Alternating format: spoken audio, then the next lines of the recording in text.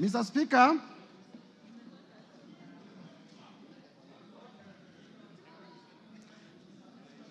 on ground 2, I am alleging that the Deputy President has violated Article 147(1) of the Constitution and has also violated Article 152(1) of the Constitution. Because all of us are not lawyers, please allow me, for purposes of clarity, to read those two articles for members to appreciate. Article 147 of the Constitution does state as follows: functions of the Deputy President. The Deputy President shall be the principal assistant to the President and shall deputize for the President in the execution of the President's functions. Article 152(1) states as follows: composition, the Cabinet consists of the following: 1, the President; 2, the Deputy President. The person I am pleading to the House today to impeach is a member of Cabinet. C, the Attorney General. And D, not fewer than 14 and not more than 21 Cabinet secretaries. Mr. Speaker, the importance of this is to show that the Deputy President is assigned to assist the President and is a member of the Cabinet. And what we are demonstrating, Mr. Speaker, because of time, is that the Cabinet has been making decisions. The Deputy President sitting in Cabinet, Cabinet memos come before Cabinet, they are discussed in Cabinet, and then the Deputy President moves out of Cabinet to contradict those decisions. In proving this, I am relying on the affidavit of Mercy Wanjau. Mercy Wanjau is the Secretary to the Cabinet. And in our affidavit that is in my bundle of documents, at page 77 to 79, Mercy Wanjau does, in oath, state that the Cabinet made a decision to rejuvenate Nairobi River. And when that decision was made, because the law requires that settlement be 30 meters away from a river, the Deputy President was sitting in Cabinet. The Deputy President is actually the chair of Cabinet subcommittees, and I believe he chaired the Cabinet subcommittee that made this decision. However, for political expedience, immediately after the decision was made, the Deputy President moved out of Cabinet and went to the public to oppose the decision. Mr. Speaker, that is inconsistent with the principle of collective responsibility. That is inconsistent with the requirement that once a decision is made, you need to live by that decision. During his televised interview yesterday, the Deputy President said that he's the most compassionate person. He cares so much about the poor. This afternoon, honorable members of Parliament, I want to ask the following question, and if I may be heard in silence. The Deputy President of the Republic of Kenya is on record as being the person who ordered demolitions in Mavoko constituency in Athi River. Yes, yes. Yesterday, he gave half-truths to Kenyans, saying he opposed this Cabinet decision because it was unconstitutional, because he's very compassionate about Kenyans. Why didn't he also go ahead to say that he's also the one who led demolitions in Mavoko constituency? Are the people of Mavoko constituency lesser citizens of this republic? Or is it because in his own thinking, they are not shareholders of this republic? And therefore, I'll be pleading with honorable members to find that the Deputy President has breached the particular articles of the Constitution by being averse to the doctrine of collective responsibility and by contradicting the President and Cabinet decisions. Quickly to ground 3. Mr. Speaker, ground 3... Tangu mtupatie nafasi ya uongozi, sijapata nafasi ya kuja kusema asante. Nataka kutoka kwa roho yangu ndani, watu ya Kayole, asanteni sana. Mimi najua, nimeona iko shida ya watu ambaye walibomolewa, si ndio? Na nimeona mumeandika vizuri ya kwamba mteue kamati ya watu wachache ndio mkuje niketi na nyinyi Mtakubaliana? Mimi ningetaka wale watu ambaye walipata shida hii ya ubomoaji, ambaye ni kitu tulikuwa tumeahidi wananchi haitafanyika kwa serikali yetu, mimi ningetaka niwasikize, na nitapanga na Mheshimiwa Meja Dong wakuje ndio tukue na nafasi ya kuongea. Tumekubaliana? Tumekubaliana? Tumekubaliana? Mr. Speaker, that is beyond the affidavit of Mercy Wanjau, which is on record. That is a live video depicting the Deputy President contradicting a cabinet decision, a decision which is sat in cabinet in terms of making the decision. I now proceed to ground number 3 because of time. Under ground number 3, Mr. Speaker, the Deputy President has breached Article 62 of the Constitution, Article 10(2) of the Constitution, Article 174 of the Constitution, Article 186 of the Constitution, and Article 189 of the Constitution. Briefly, these articles relate to the functions of county governments and the cooperation with which the cooperation framework between the national and county government. And Mr. Speaker, then we are relying to prove this ground on the affidavit of His Excellency Johnson Sakaja, the Governor of Nairobi, which in our bundle of documents is contained on page 80 to 84 of my motion. We will also later rely on the oral testimony of Governor Sakaja. And basically what we are saying is that the work of regulating markets is an exclusive function of county governments. And the county government of Nairobi is a government that is independent, but also independent of the national government. And where a function of a county government is independent of the other arm of government, the national government has no mandate at all to interfere in the execution of that document.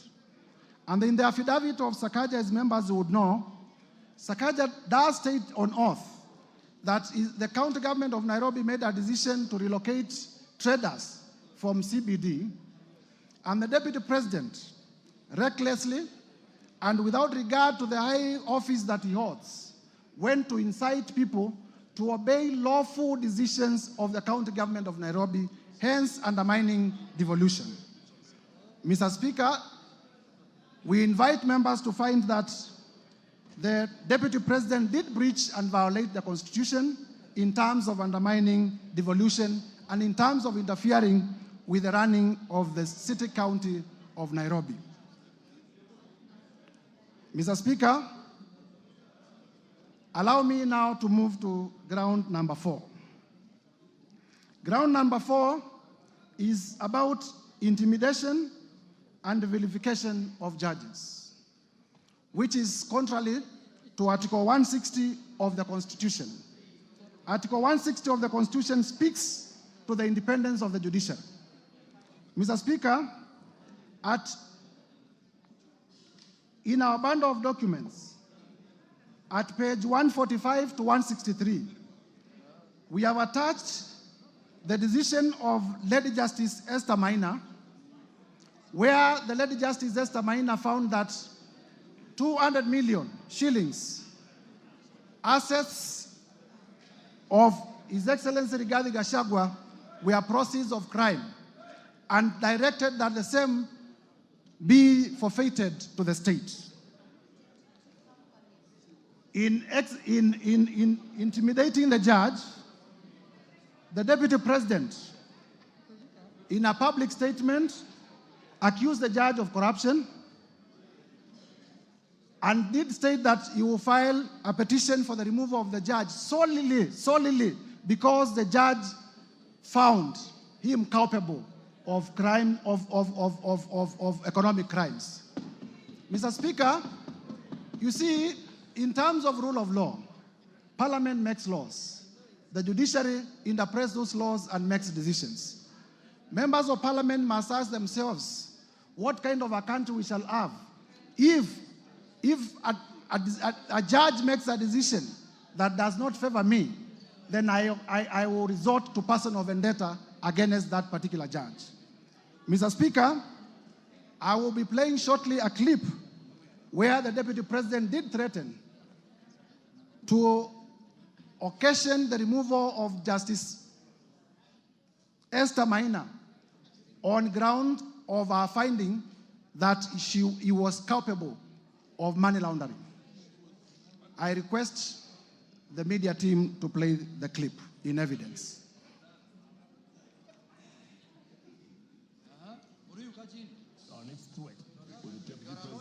Gachagua now filing a petition to push. Now we begin the bulletin with the war on the judiciary, where Kenya Kwanza administration is making good on its threat, with the Deputy President Rigathi Gachagua now filing a petition to push for the removal of a judge from office. Gachagua says he will on Thursday file a petition with the Judicial Service Commission to push for the removal of Justice Esther Maina, who handled an economic crimes case against him in 2022 for alleged corruption and misconduct. Now, speaking in Iten, where he accompanied President William Ruto for a church service, Gachagua told the Chief Justice to first clean up her house by dealing with pending cases with the Judicial Service Commission. Now, in the sustained onslaught against the judiciary, President William Ruto vowed to deal with unnamed government officers he described as incompetent, saying his administration will slay the corruption monster that has reared its ugly head in various arms of government. Chamitai Goin reports. After Chief Justice Martha Koome invited Kenyans with complaints over the conduct of judicial officers to submit their lamentations to her office, the Kenya Kwanza administration, through Deputy President Rigathi Gachagua, has taken the challenge, with the DP announcing that he will file a petition this week. Amechallenge sisi tutoe ushahidi. I will lead by example. On Thursday, this coming week at 2:15, I will personally present a petition before Lady Chief Justice Martha Koome against Justice Esther Maina for her removal from the judiciary for misconduct and corruption. Mimi mwenyewe nitaongoza because sasa unajua sasa si ametuuliza. Sasa tuko tayari, mimi ndio nitaongoza kwa executive. Gachagua reliving his July 2022 incident where 202 million shillings was seized to the state after Justice Esther Maina ruled the money was proceeds of corruption, having been acquired through dubious means. Huyo judge, through corruption, declared my hard-earned wealth proceeds of crime without giving me an opportunity to be heard. Against the rules of evidence, where he who alleges must prove, we made an application to cross-examine the investigator akakataa kwa sababu anajua there is no case. Na evidence tuko nayo vile ilifanyika. The Kenya Kwanza Battalion. Mr. Speaker, I will request that we pause the video in the interest of time. In the interest of time, we pause the video. From the utterances, Mr. Speaker, it is clear that the attack on the judge is based on the decision the judge made in performing a constitutional mandate as a judge. It is clear that this is personal vendetta. It is clear that the Deputy President was threatening the judge. It is clear that this is intimidation and an attack on the independence of the judiciary. Mr. Speaker, the Deputy President is a president in waiting. And if he cannot, he's a president in waiting. And if he cannot protect and uphold the independence of the judiciary, that becomes a dangerous man. And he must be impeached for that particular reason. Mr. Speaker, I will therefore be requesting members of this House to find that this allegation has been proved to the required standard and approve the impeachment of Rigathi Gachagua from the office of Deputy President. On ground number 5, we have alleged that the Deputy President has breached Article 3.1 of the Constitution, Article 148.5 of the Constitution. Mr. Speaker, Article 3.1 of the Constitution is about adherence to the Constitution. It states, for avoidance of doubt, as follows: that every person has an obligation to respect, uphold, and defend this Constitution. Article 148(5) is about the oath of allegiance that the Deputy President took on assumption of office. And in that oath, the Deputy President did take oath and swore to protect and uphold the Constitution. I have demonstrated in all the particular incidences above that he has not lived up to the calling in the oath of office. And therefore, I'm calling this House to find that the Deputy President has not been upholding the Constitution and has run averse to his oath of office in terms of his conduct as highlighted above in the allegations that I have already proven. And for that reason, Mr. Speaker, to find that ground number 5 is also proven. Quickly running to ground number 6, and there is enough evidence, Mr. Speaker, to prove that particular ground. Ground number 6 is breach of the National Cohesion and Integration Act, particularly Section 13(1) and 62 of the National Integration and Cohesion Act. Mr. Speaker, the two provisions read as follows. Section 13 reads as follows. It is an offense for any person to use threatening, abusive, or insulting words or behavior where the person intends to stir feelings of ethnic contempt, hostility, violence, or discrimination. Section 62, on the other side, provides as follows, that a person commits an offense when the person makes statements that are intended or are likely to stir up feelings of ethnic contempt, hatred, hostility, violence, or discrimination. Mr. Speaker, in proving ground number 1, in terms of violation of the Constitution on national unity, I did provide evidence that the Deputy President has been using the shareholder language, has been terming the Kenya government as a company. And as much as those words offend the Constitution, similarly, they offend the National Cohesion and Integration Act. And by the same evidence, I invite members to find that the Deputy President has breached those provisions of the law. Mr. Speaker, turning now to ground number 7. Ground number 7, and this is important for members to know, is that serious reasons to believe that His Excellency Rigathi Gachagua, the ground is about serious reasons to believe. So all you need is to believe. All you need is to believe that he has committed crimes. All you need in law is to believe that Rigathi Gachagua has committed crimes. That is the threshold. If in your mind you believe that Rigathi Gachagua, by the narration that I'm going to give, has committed crimes, then you vote in the affirmative. Serious reasons to believe that Rigathi Gachagua has committed crimes under sections 45, 1A, 46 of the Anti-Corruption and Economic Crimes Act, and sections 2, 3, 4, 7 of the Proceeds of Crime and Money Laundering Act. And Mr. Speaker, our allegation here is that the Deputy President, in the last 2 years, has amassed wealth that during the short period that I was able to do research, totals to about 5.2 billion, which is inconsistent with his known sources of income and with his last declaration of income. Mr. Speaker, it will be remembered that during the presidential debate, the Deputy President did declare that he was worth 800 million. It is also known by virtue of the gazettements by the Salaries and Remuneration Commission that he earns $1 million or thereabout per month, and therefore he needs to show where he got the money to amass these properties.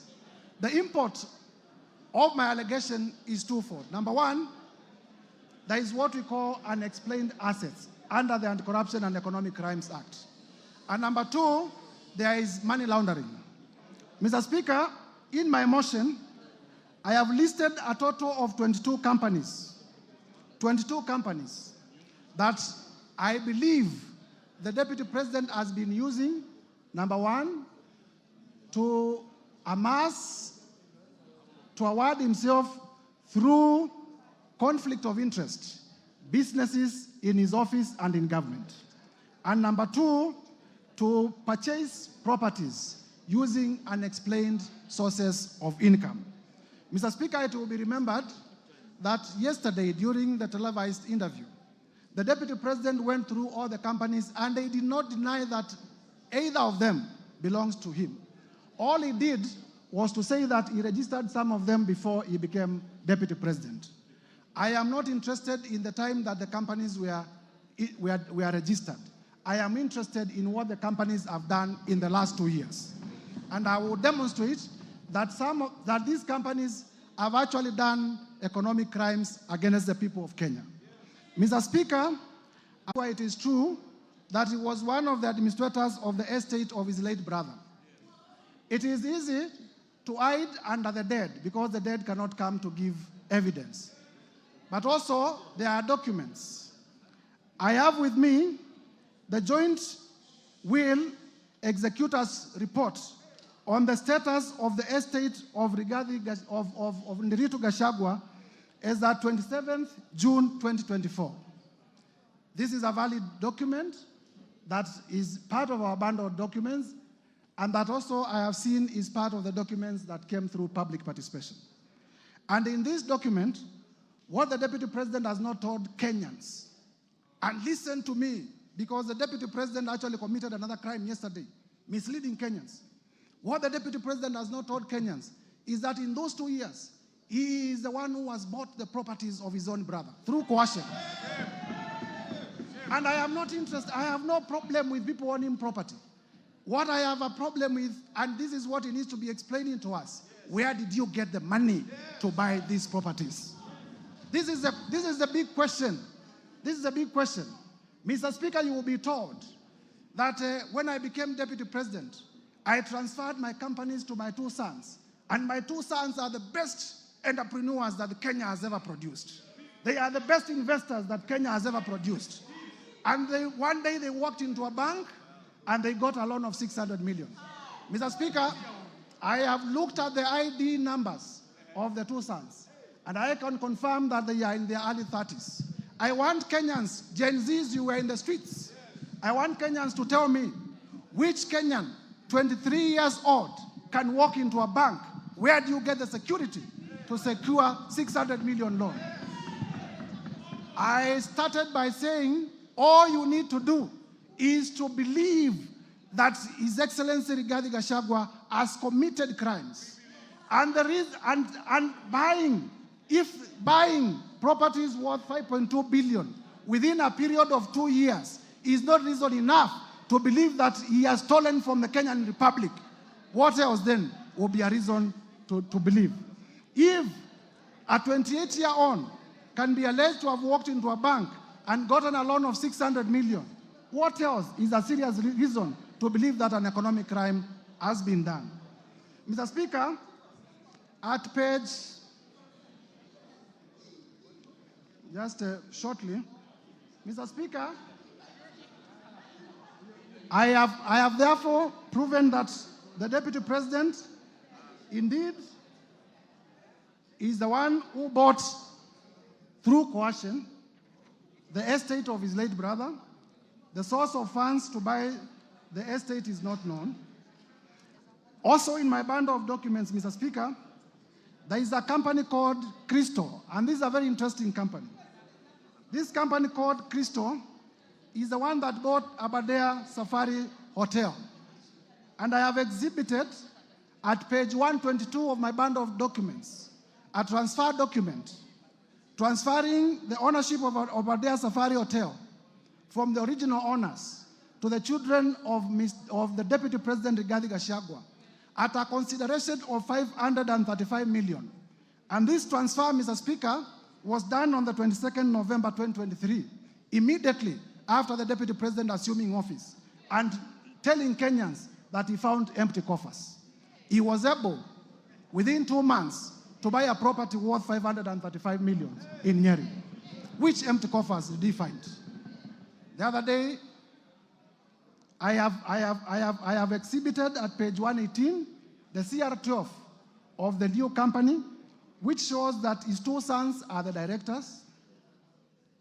I have also exhibited the transfer document to show that actually the ownership of the company did shift at a cost of 535 million. And therefore, I believe I have discharged my burden of proof to the required standard. Mr. Speaker, yesterday, the Deputy President said he immediately became Deputy President. He asked his children not to do business with government. But you will realize, because he's speaking from both sides of his mouth, you will realize that even in this transaction about hotels, Treetops belongs to Kenya Wildlife Service. Yes, it is true he has leased. But if you say that you have instructed your children not to transact with government, and then you lease an hotel owned by the government, are you not transacting with government? Are you not transacting with government? And therefore, the live interview by the Deputy President yesterday is a further ground for the Deputy President to be impeached. I can go on and on and on to show that the Deputy President did purchase Kuruwitu Home Resort at a cost of 250 million from the estate of his own brother. Mr. Speaker, you were told also that Vipingo Ridge Hotel is a property within the estate of the late brother to the Deputy President. But I have exhibited in my bundle of documents CR12. CR12 is a document that shows the company directors, showing the children of the Deputy President as directors of Vipingo Hotels. The children of the Deputy President are not listed in the will as executors of his estate. So one would wonder, because they are not listed as executors of the estate of the Rigathi Gachagua, then where do they come in terms of owning the Vipingo company? It can only be by way of purchase. It can only be by way of money laundering. Mr. Speaker, one other reason why I have provided the 20-something companies and the properties is also to demonstrate character. Some of these companies have not transacted. It is my prosecution theory that these are special purpose vehicles for purposes of money laundering and for purposes of preparation for money laundering. And therefore, one would wonder why the Deputy President would have so many companies that are not active, except for the reason of waiting for a prime day for them to launder resources from government. Mr. Speaker, I have also listed many companies and suspicious transactions where companies were being paid as much as 100 million from the office of the Deputy President.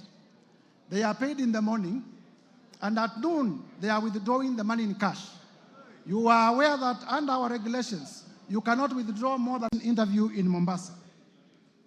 Mr. Speaker, in that televised interview, and you will see it shortly, the Deputy President misled the Kenyan Republic on several accounts, which I will discuss after the video has been played. I now request the media team to play the video on NIS in Mombasa.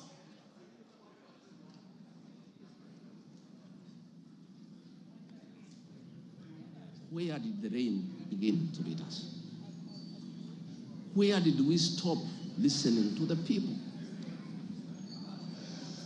President William Ruto and I were the darling of the Kenyan people. By listening to them, by engaging them.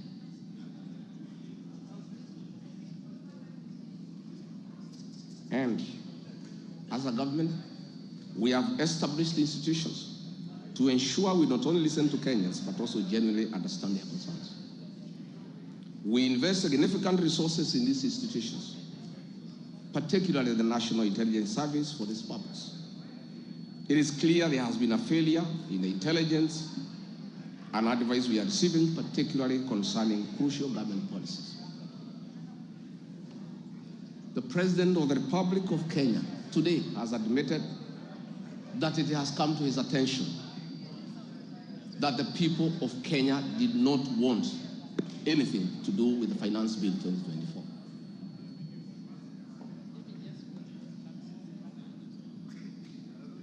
The President has now agreed that we need to listen to the people. And I sympathize with my boss, President William Ruto, because this information was not available to him. I know President William Ruto.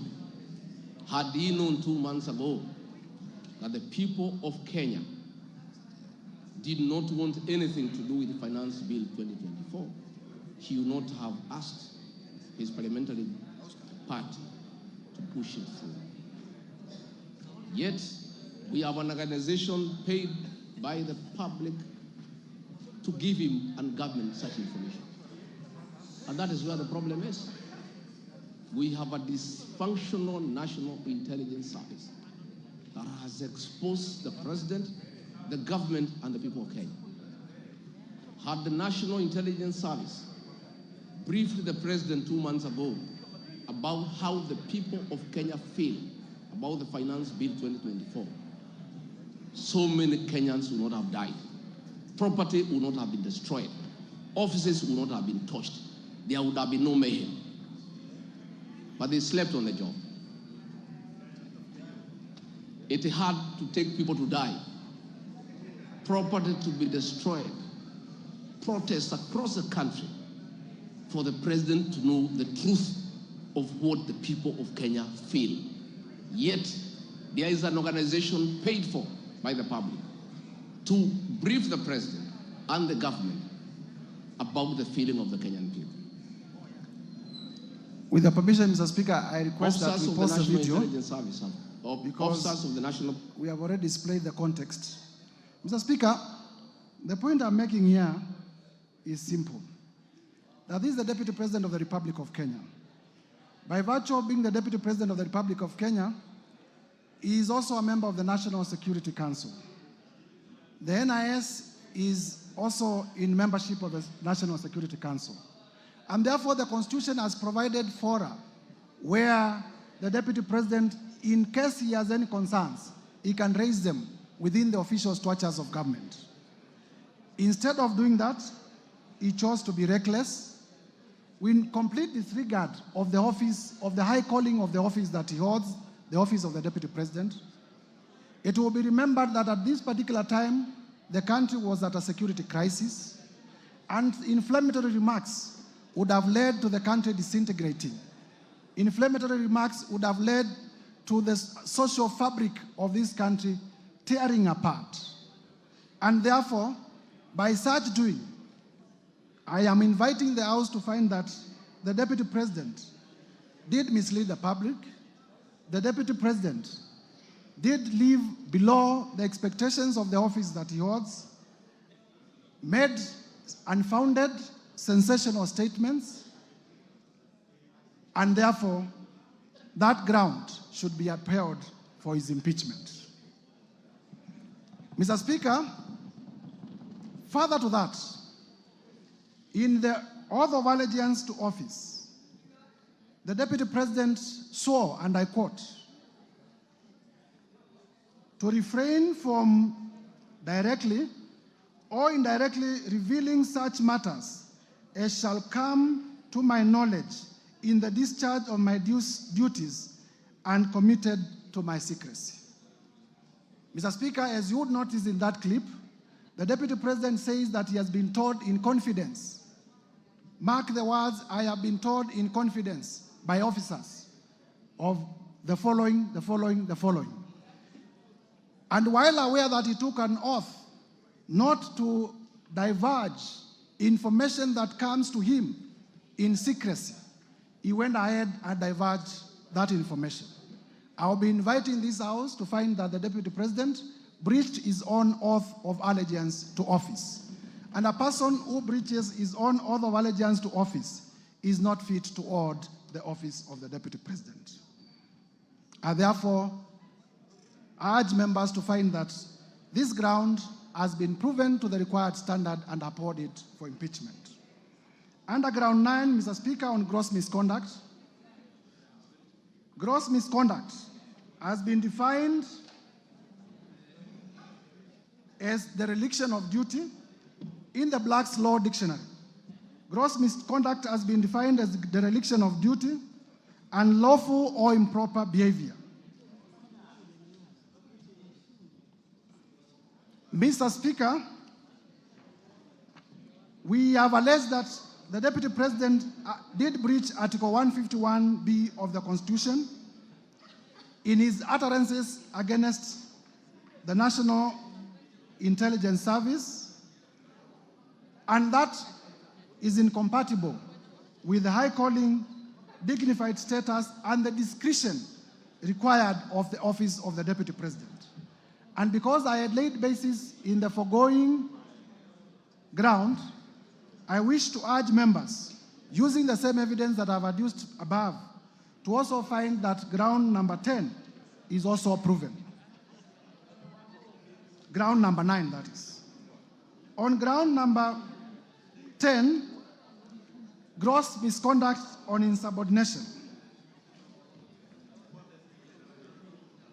We have the evidence of Mercy Wanjau in the form of an affidavit that cabinet makes decisions and the Deputy President defies.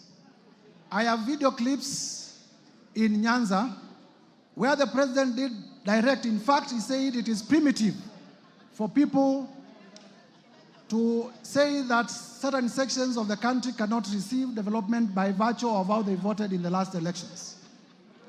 And then immediately thereafter, the Deputy President repeated his shareholder Kenya government company utterances, directly contradicting the President. In that arrangement, Mr. Speaker, I am submitting that that is insubordination, and the evidence that we have tendered in the interest of time on record is enough to prove that ground, and members should be able to approve that the Deputy President, His Excellency Rigathi Gachagua, has been undermining his boss, has been undermining cabinet, and therefore is guilty of the offense of gross misconduct in terms of insubordination. Mr. Speaker, I come to a very interesting last one, which is that the Deputy President has breached Article 151B and Section 34 of the Leadership and Integrity Act. Mr. Speaker, in my bundle of evidence, I have the affidavit of Dr. Andrew Muller, which I would want displayed. Dr. Andrew Muller, Mr. Speaker, was the acting CEO of the Kenya Medical Supplies Agency. Kenya Medical Supplies Agency, through funding of the Global Fund, did advertise for a tender for purchase of mosquito nets to benefit Kenyans. The tender was worth about 3.7 billion. In this affidavit, Mr. Speaker, Dr. Andrew Muller avers that when he came to KEMSA, and Mr. Speaker, the witness is before the House, but because this is not the trial chamber, we will not lead him in evidence, nor will he be cross-examined, but is ready to be cross-examined when we go to Senate. He avers that when he was appointed as an acting CEO of KEMSA, and he came to office, he found the tender ongoing, and one day, the Deputy President called him, threatened him, so that he could release a bid bond.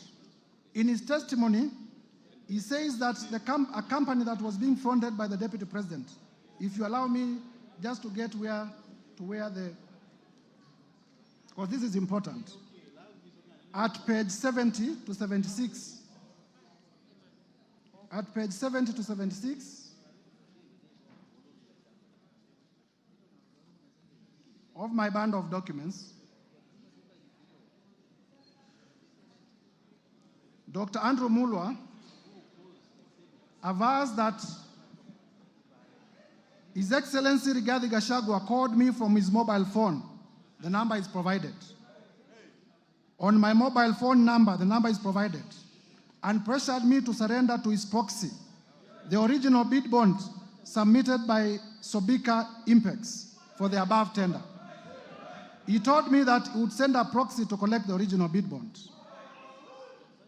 He goes further to state that Dr. Ikuno Rigathi, who is a son to Rigathi Gachagua, the deputy president, called me and sent me a WhatsApp message from his mobile phone number, which is provided, claiming to be acting for and on the instructions of His Excellency Rigathi Gachagua. He asked for Sobika Impex Private Limited's original bid bond for the above tender, which he said His Excellency Rigathi Gachagua was trying to collect from KEMSA. Annexed here to and marked AM1 are the screenshots, and I would like them, they are already displayed on the screen of those messages. He goes further to aver that Dr. Ikino Rigathi, His Excellency Rigathi Gachagua's son, sent a one Ogora Wilson Okulo of national identity number that to collect the original bid bond submitted by Sobika Impex Limited. He concludes by saying that given the status, power, threats, influence of the people involved in the interference with the investigations and the cover-up of the irregularities surrounding the procurement of treated mosquito nets, I was constrained to surrender the original bid bond to Ogora Wilson Okulo. In short, members, please listen to this. In short, I was caught in a tricky situation, as there was nothing much I could do as a junior government officer against a sitting deputy president of the Republic of Kenya. Mr. Speaker, this allegation was admitted by none other than the deputy president yesterday live on his interview or live on television. He did confirm that, yes, he called Dr. Mulo. He also confirmed that he called him in relation to a bid bond.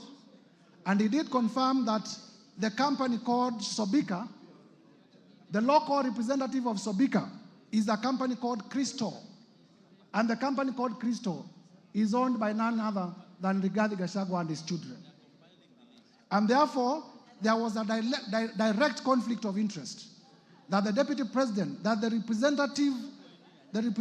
local representative of Sobika, which is an international company registered in India, is a company owned by the deputy president. And the deputy president is making a call regarding a tender to a junior government officer. I wonder how many other calls he has made. But I do not need to belabor this point, because none other than the deputy president himself did admit on live television yesterday that he did make the call. It was in relation to the bid bond, and therefore I urge members to adopt the evidence of Dr. Andrew Mulwa as the truthful and factual evidence, exhibiting that His Excellency Rigathi Gachagua did interfere with the tendering process and also did interfere with the investigation into the same. His Excellency the Deputy President did inform the country falsely that no money was lost. Mr. Speaker, you would know that this tender was funded under the Global Fund. And the Global Fund, through letters that we have exhibited, did cancel this funding. And therefore, the Kenyan people lost up to 5 billion Kenya shillings and as well a relationship with the Global Fund, which is a major partner in our health sector. And therefore, to allege that no money was lost is false, because the Global Fund did cancel the tender, and also it affected our relationship in terms of funding from the Global Fund. And we had to do a lot of diplomatic work, going to WHO, going to Geneva, in order to restore our relationship with the Global Fund. Mr. Speaker, lastly, members, I have rushed through the grounds because of the time allocated. I have endeavored to provide evidence that all the 11 grounds that are proposed for the impeachment of His Excellency Rigathi Gachagua are merited, and there is enough evidence. The work of this chamber is to examine whether prima facie there is a case. The trial chamber is the Senate. And therefore, I want to plead with members of this House. It doesn't matter whether you signed the motion or you did not sign the motion. I have endeavored to persuade each one of you individually that this country requires a serious leadership, and His Excellency Rigathi Gachagua is not part of that serious leadership. I have endeavored to persuade each one of you that this country requires leaders who can respect the rule of law. This country requires leaders who can respect the Constitution, and His Excellency Rigathi Gachagua is not one of them. And therefore, I take this time to implore on each one of you, besides our political persuasions, to realize that we want the best for our country. This is the country that we shall bequeath to our children. And if the country is destroyed by reckless leaders like His Excellency Rigathi Gachagua, there will be nothing to bequeath our future generations. And therefore, persuade each one of you, please vote with your conscience, put Kenya first above your politics when you come to vote. Lastly, Mr. Speaker, members of Parliament, if you listen carefully to His Excellency Rigathi Gachagua, and I did say at the time of giving my notice of motion, I have nothing against him as a person. But I was perturbed yesterday because His Excellency Rigathi Gachagua did insult members of Parliament. He insulted the intelligence of members of Parliament. There are members here who are senior lawyers. There are members here who are senior accountants. There are members here who are teachers. There are members here who are accountants. There are members, all of us are respected in our societies. The people of Kenya have elected us to exercise a constitutional mandate in this country. But His Excellency Rigathi Gachagua did say that most of the members of Parliament signed the motion without reading it. That is an insult to your intelligence.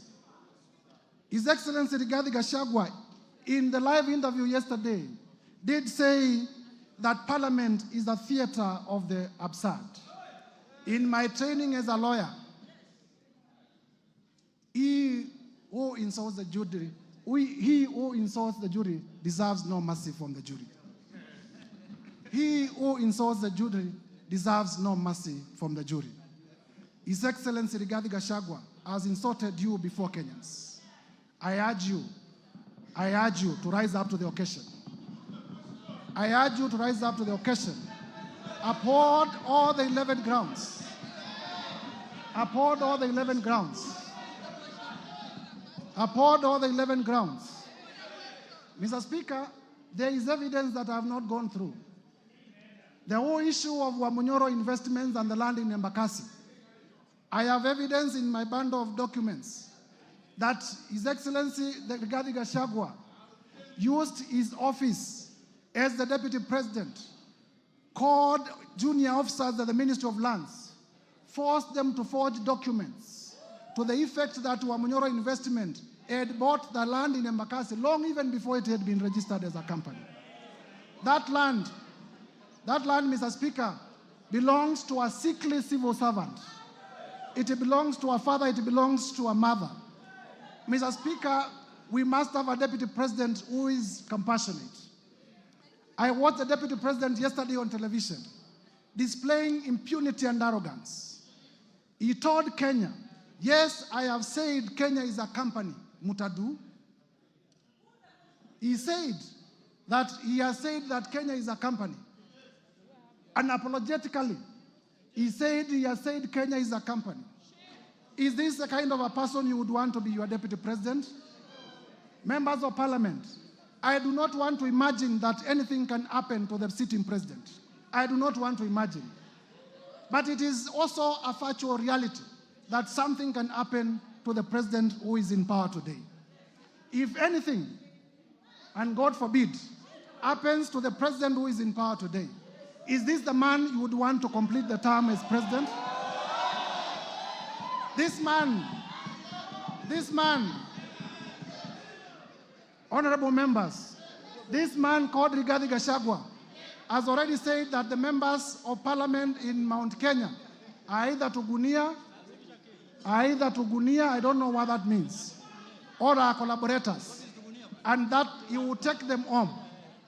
He has already said that where I come from, we deserve no development in Ukambani. He has said that the people of Nyanza deserve no development. He has said that the people of Western deserve no development nor appointments from the government. He has said that the people of the coast deserve no development from the government. He has said that the people of Northeastern deserve no development from the government. Those are the people you represent.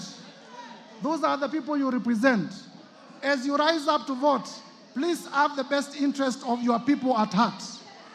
I urge you, honorable members, as one of your colleagues. I urge you, honorable members, as one of your colleagues. When this motion is finally put to vote, please vote to impeach Rigathi Gachagua. Please vote to impeach Rigathi Gachagua on all the grounds. As I conclude, Mr. Speaker,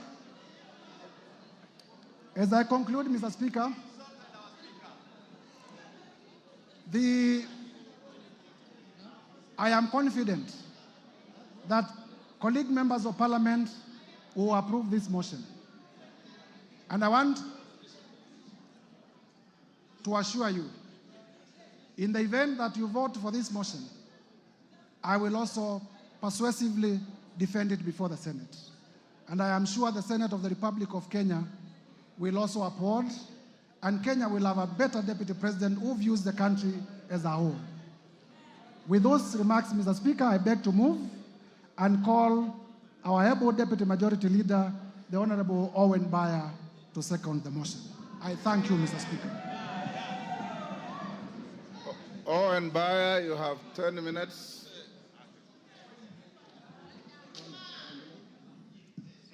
It's okay.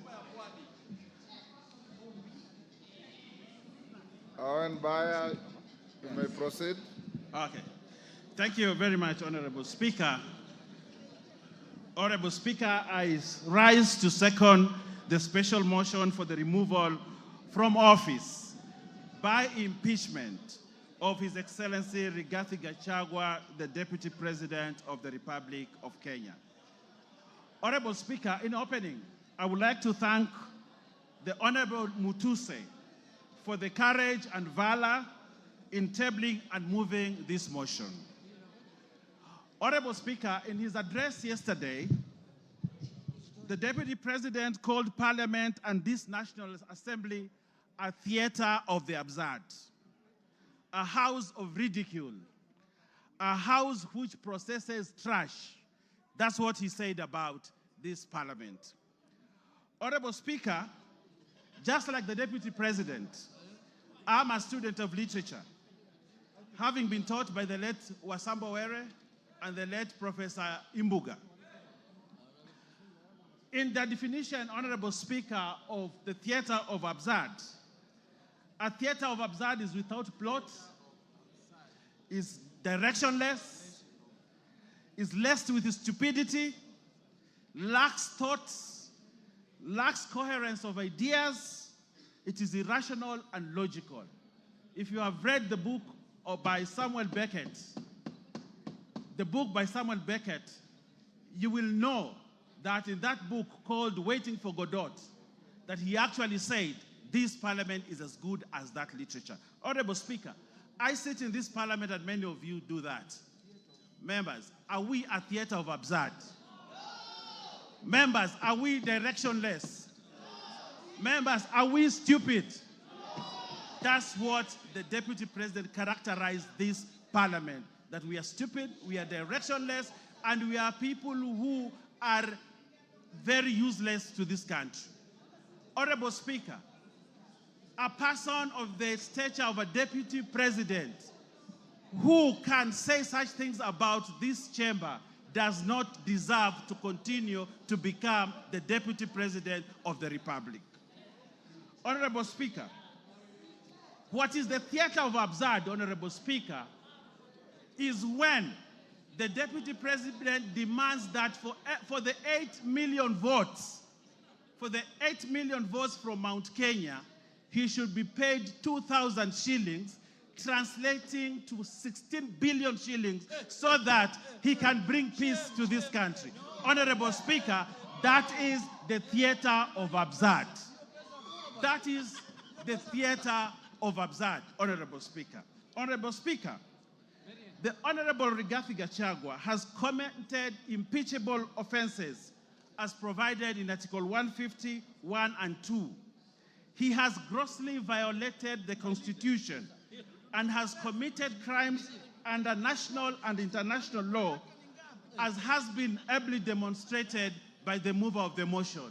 Honorable Speaker, looking at the evidence provided by the mover of the motion, Honorable Speaker, that is enough to impeach the Deputy President, and he must stand impeached by the end of the day today. Honorable Speaker, Article 131E of the Constitution says the President is a symbol of national unity. Read together with Article 147(1), that the Deputy President is the principal assistant of the President and shall deputize the President in the execution of the functions of the presidency. Honorable Speaker, for this to happen, there must be harmony at the top, in spite of how they were elected to office. His shareholding utterances, and we saw the utterances on the TV here, as demonstrated by the mover, on the shareholding. This ensures that there's no harmony at the presidency. But what the Deputy President wants to do is to balkanize this country.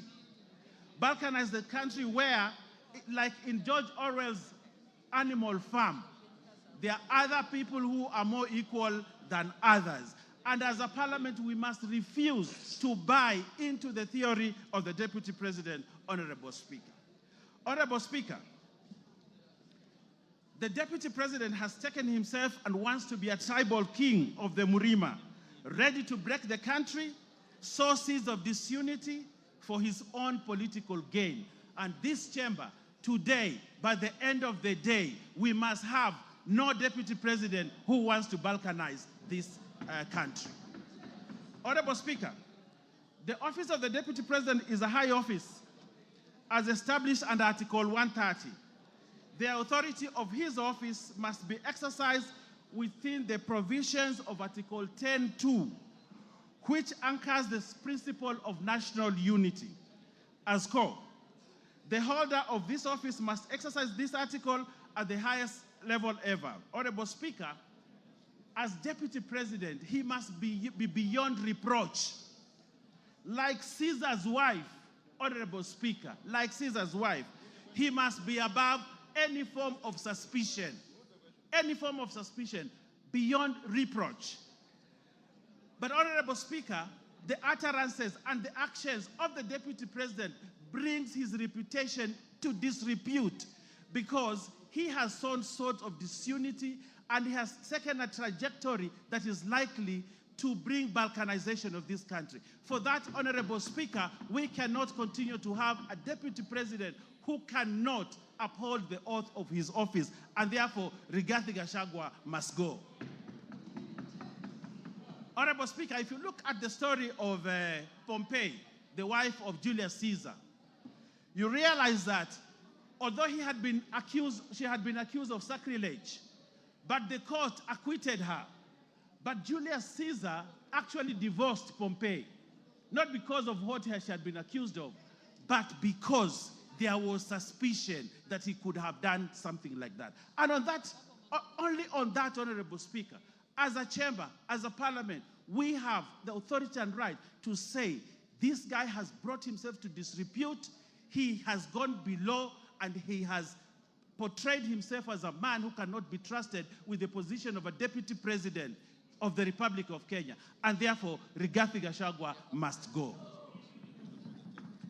Honorable Speaker, Article 131(2), C and D gives the President and his deputy the responsibility to promote and ensure the unity of the nation and promote respect for the diversity of the people and communities.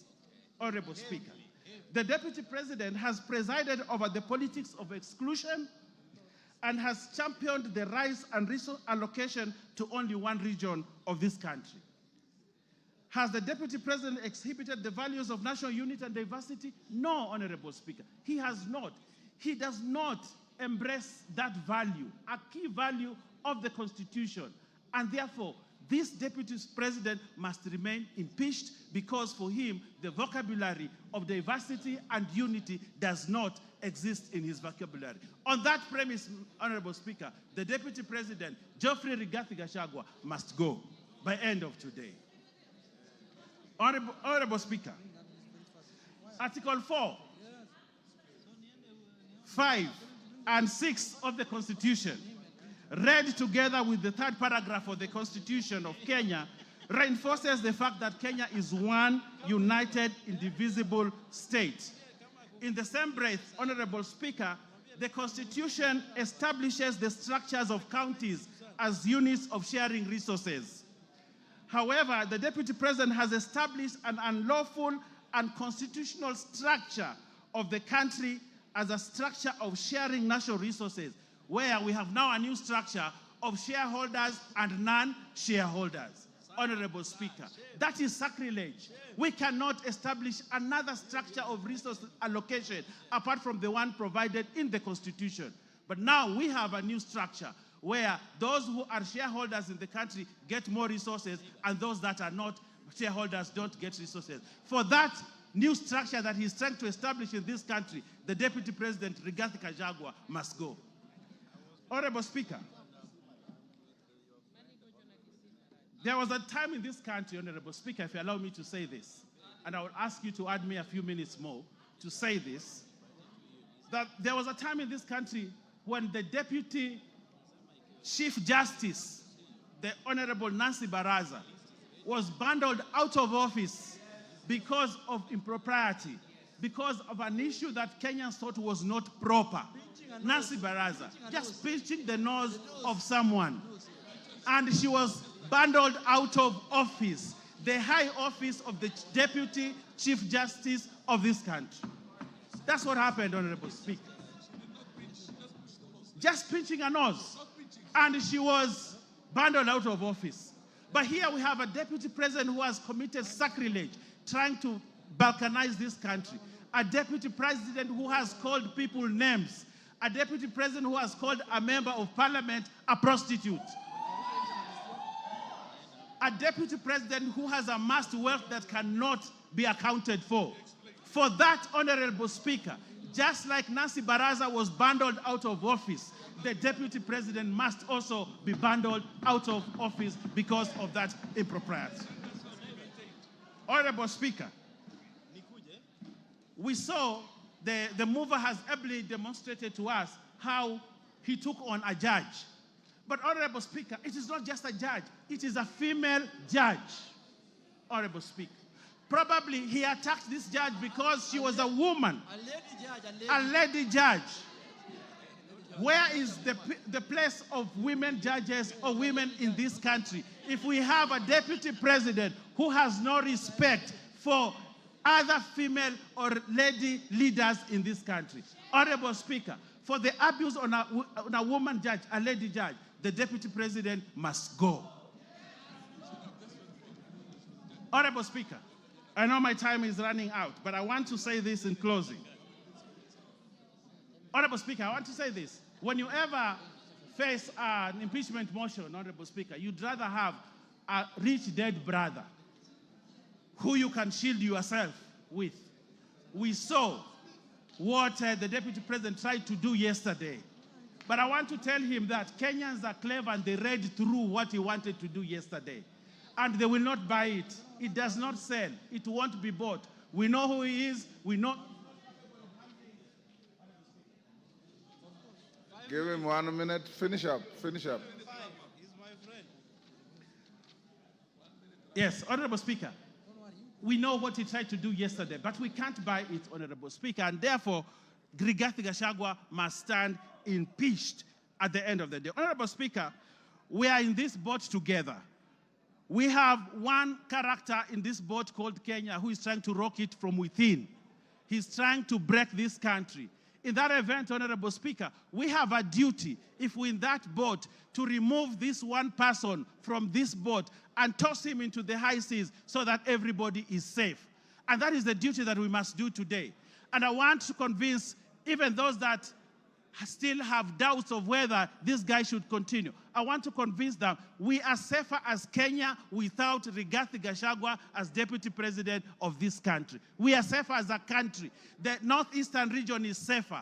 The coast is safer. The Nyanza is safer. And all parts of Kenya are safer. Honorable Speaker, and Kenya is safer without Rigathi Gachagua as deputy president.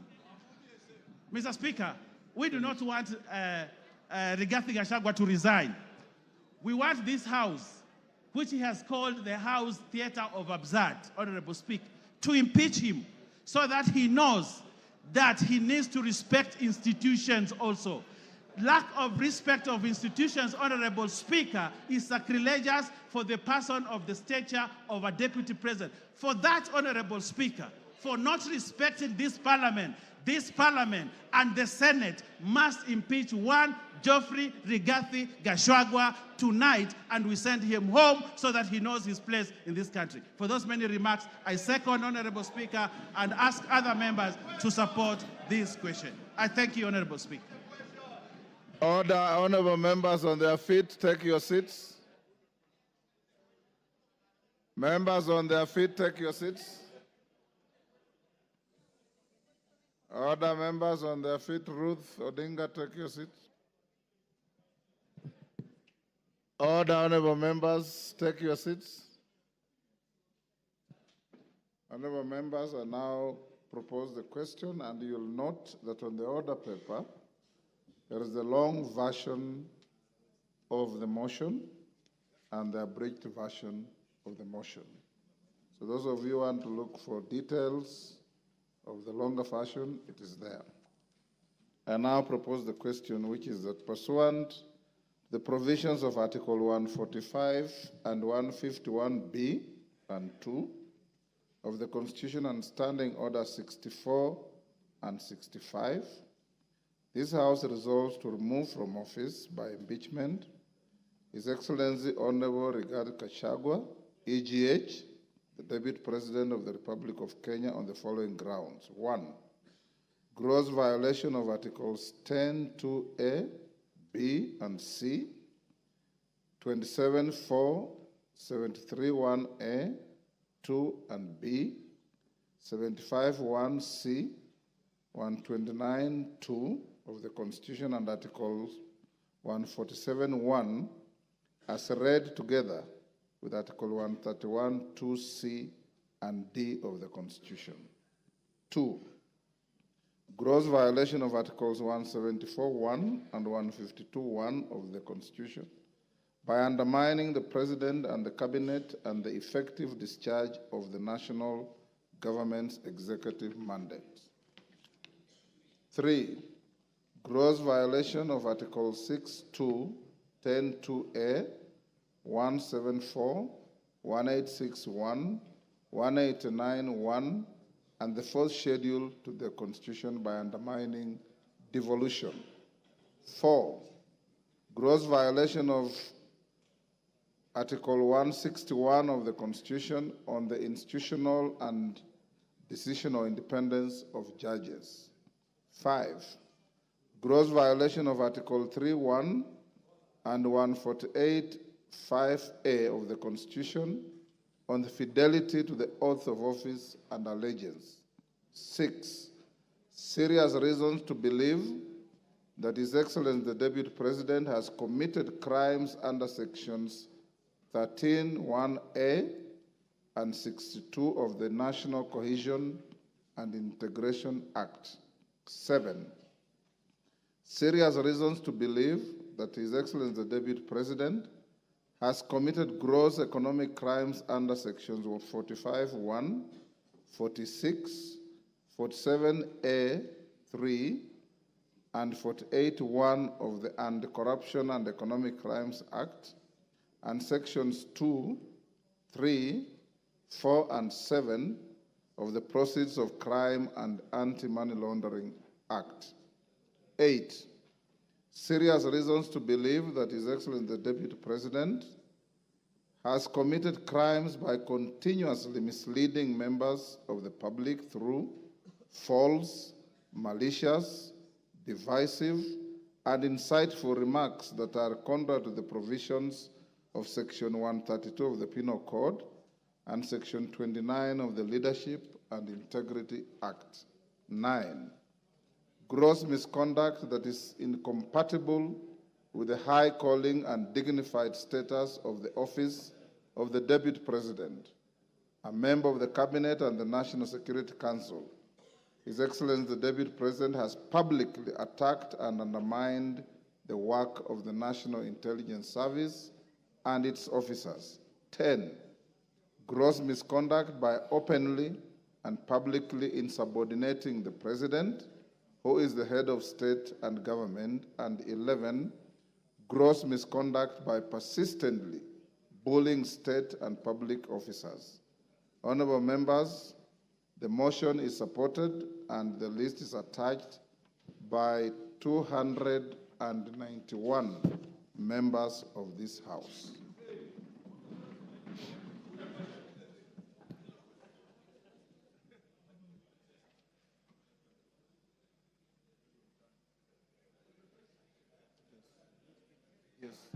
Members, before I open the debate, I received a letter from one Honorable Wandeto purporting to withdraw his signature. I want to invite the Honorable Member to read the standing orders that are very clear. Once you append your signature to a special motion, once you append your signature on a special motion, you have crossed the Rubicon, and you cannot withdraw that signature. Honorable Otiende Amolo.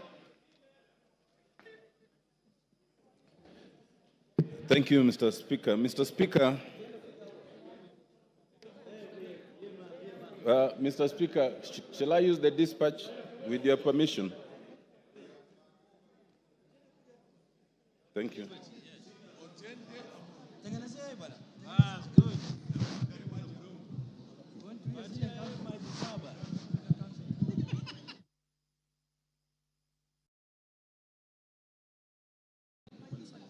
Yes.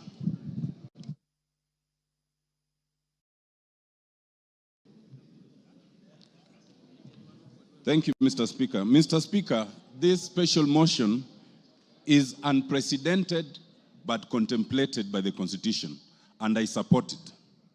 Let it be a lesson, Mr. Speaker, that be you ever so high, the Constitution is still above you. Mr. Speaker, some have told me and have told us that this is not our war. But, Mr. Speaker, they do not know that in circumstances of combat, a bystander is at greater risk than a combatant. You must choose your side.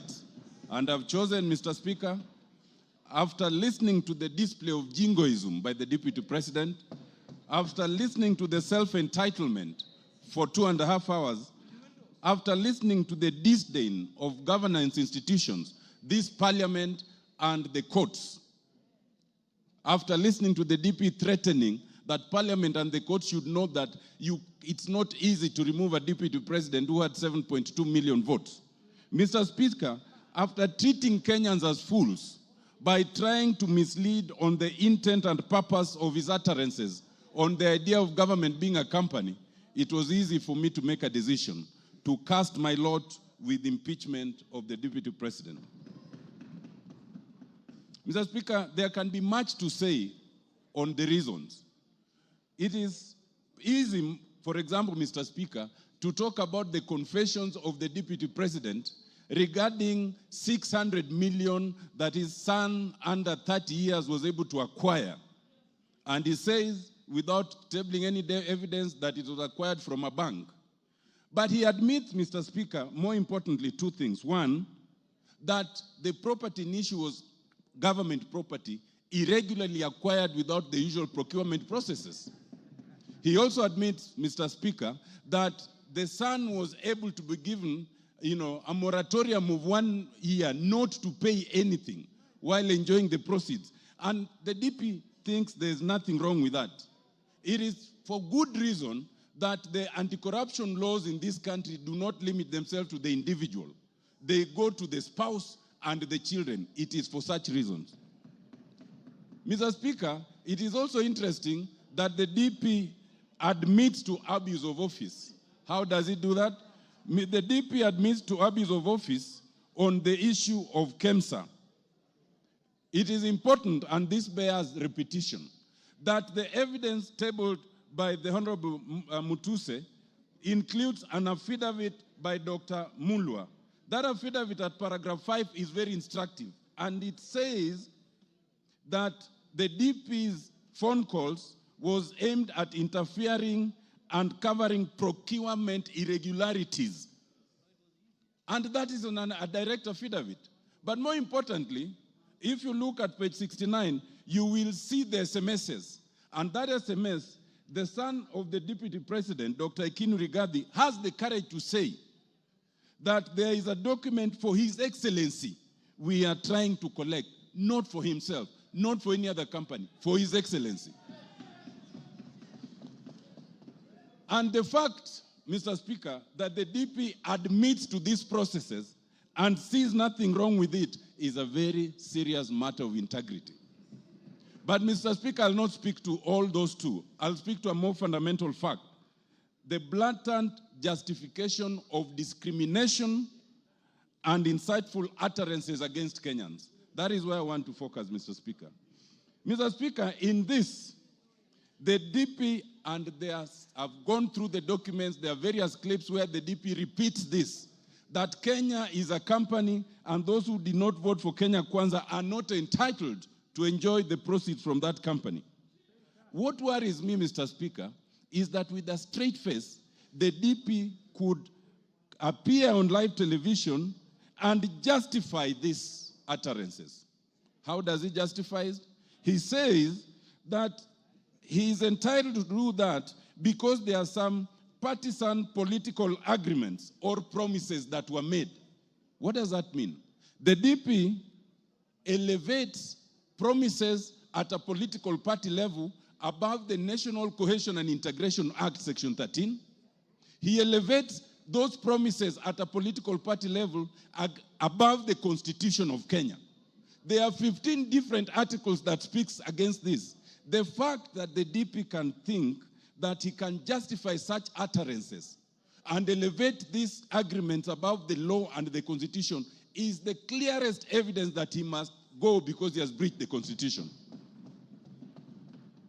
It is important to note that Article 145, 1A and C do not say that if you are respecting a political promise, then you can breach the Constitution. If that was to be the case, Article 24 would include that as a limitation. It does not include. If you want one reason, members, to impeach the Deputy President is because he has admitted to breaching the Constitution on account of a political promise. Mr. Speaker, Article 145, 1B is another interesting one, and it speaks to serious reasons to believe that the DP has breached the Constitution. You do not need the hard evidence. Members, remember, for conviction, that is for courts. We are not a court of law. Ours is to look at the evidence and see if there's a serious and reasons to believe. Those serious reasons speak to integrity. They speak to impropriety. And if you look at them and then find that there's some impropriety, then ground 7 will have been proved. Ground 7 talks of the issue of acquired property coming to 5.2 billion. What struck me, Mr. Speaker, is that the Deputy President took 1.5 hours to explain why he's not corrupt. Of the 2.5 hours, 90 minutes was to explain why he is not corrupt. The very fact that you take 90 minutes to explain you are not corrupt is prima facie evidence of corruption.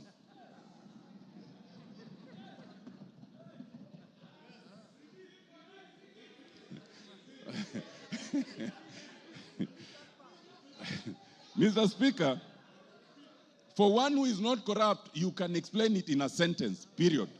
To take 90 minutes is in itself prima facie evidence that there's corruption. Mr. Speaker, on the KEMSA issue, other than the affidavit and their interference, the affidavit, the DP then admits interference. Whoever advised the DP to do that live interview could not have had his interest at heart, but has made our work much the easier. Because now there are self-incriminations, confessions, and admissions that we can work with. Mr. Speaker, it is clear from yesterday's presentation that the Deputy President can no longer deputize the President.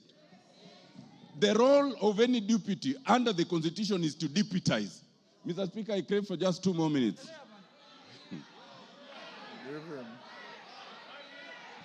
So that, Mr. Speaker, even the fact, Mr. Speaker, it is not a ground of the impeachment by Honorable Mwangi Mutuse, but it has become a clear ground from yesterday's interview that the DP is incapable of deputizing the President. And if we needed an independent ground, that is very clear. It is also clear that the DP can no longer be part of a cabinet. It is a basic rule in terms of labor law. If you cannot work with your boss, if you insubordinate your boss, if one person is to go, is the subordinate, not the boss. Mr. Speaker,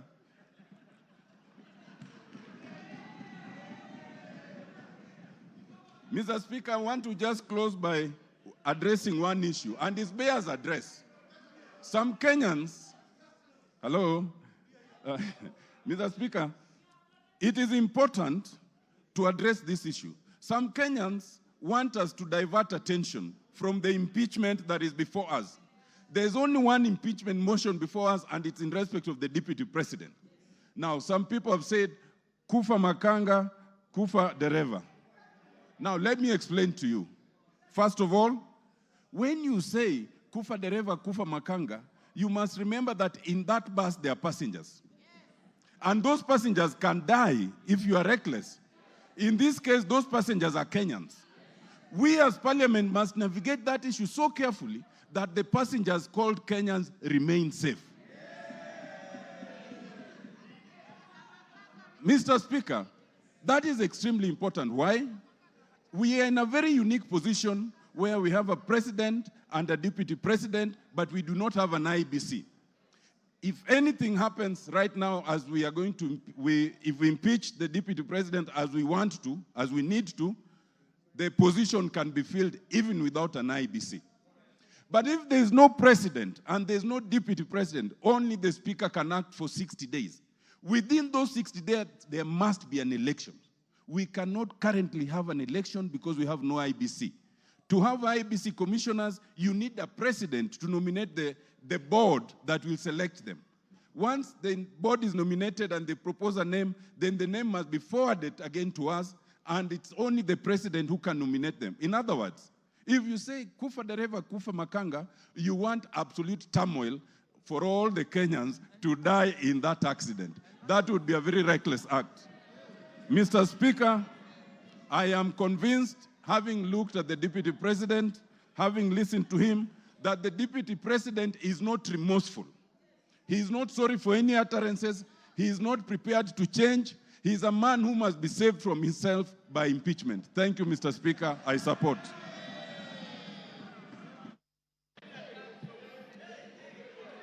George, order.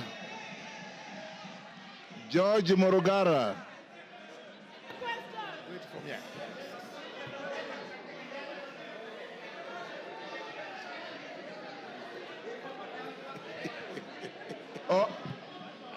Order, order. Order, honorable members, order. Order, Bensouda. Freeze. Freeze where you are. Order, members. Order, honorable members. I know the limits of exuberance are high. Order. Beatrice, freeze where you are. I know the levels of exuberance are high, but let's listen to those who are speaking. There's a lot of requests to speak, and I did tell you that in a motion such as this, Dr. Bukose will not ask to put the question.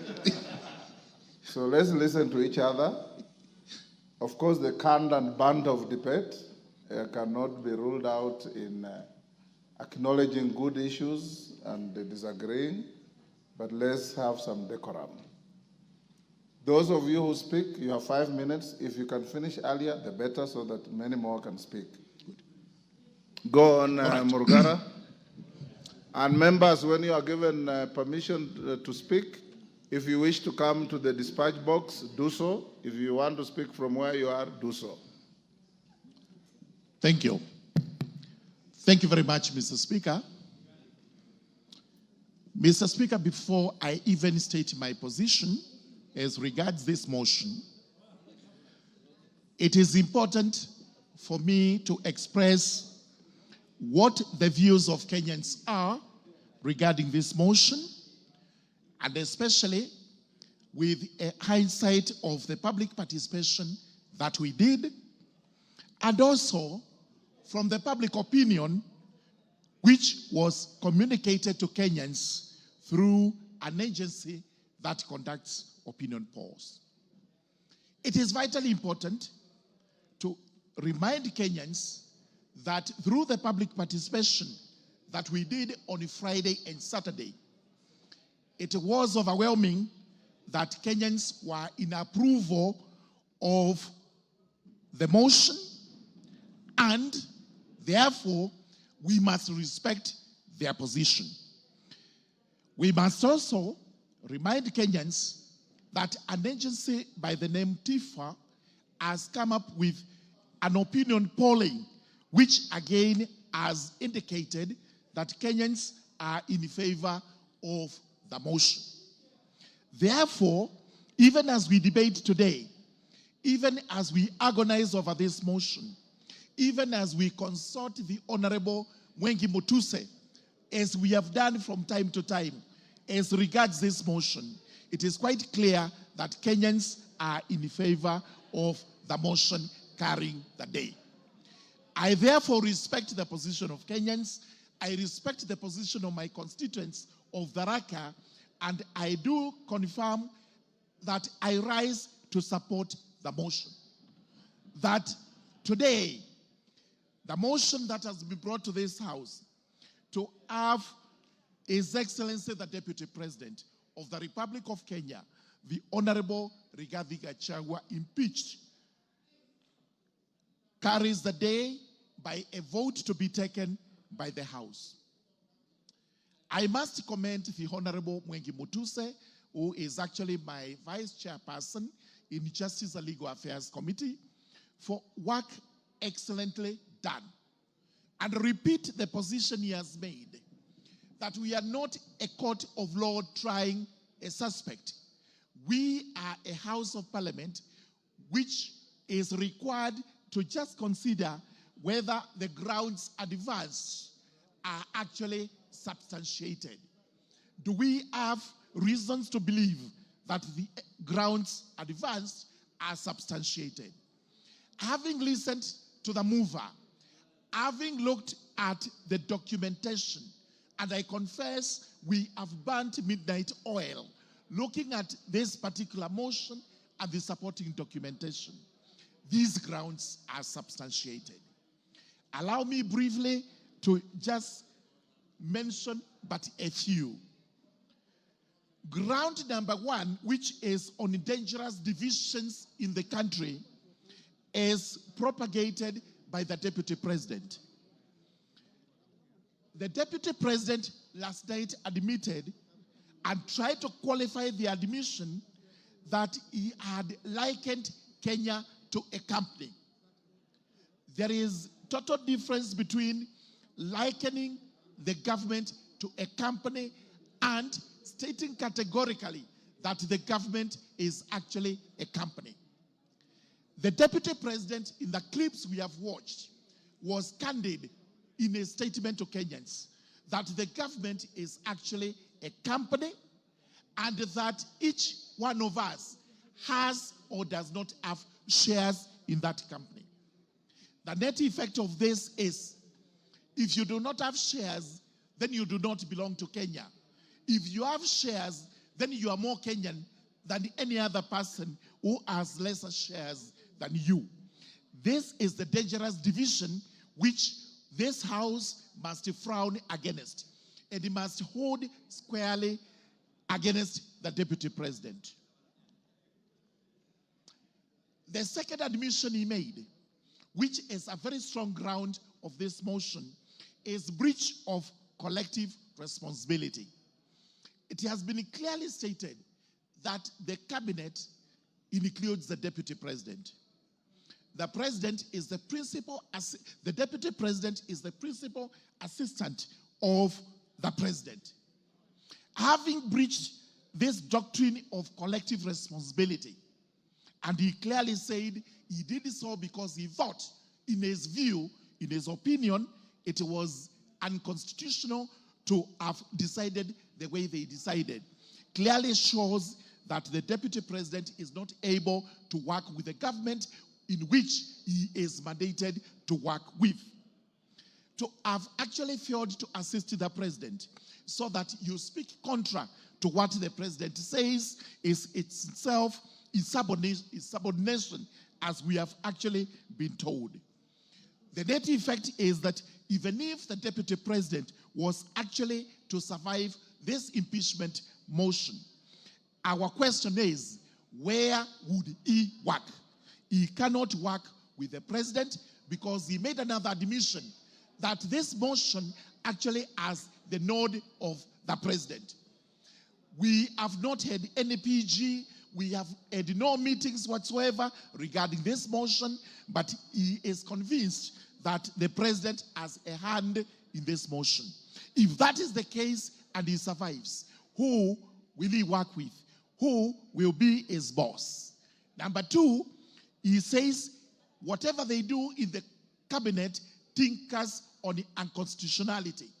If that is what his position is, that the cabinet as it sits today would actually make decisions, which decisions they would have to execute at one time or the other, which are unconstitutional, which cabinet will he work with?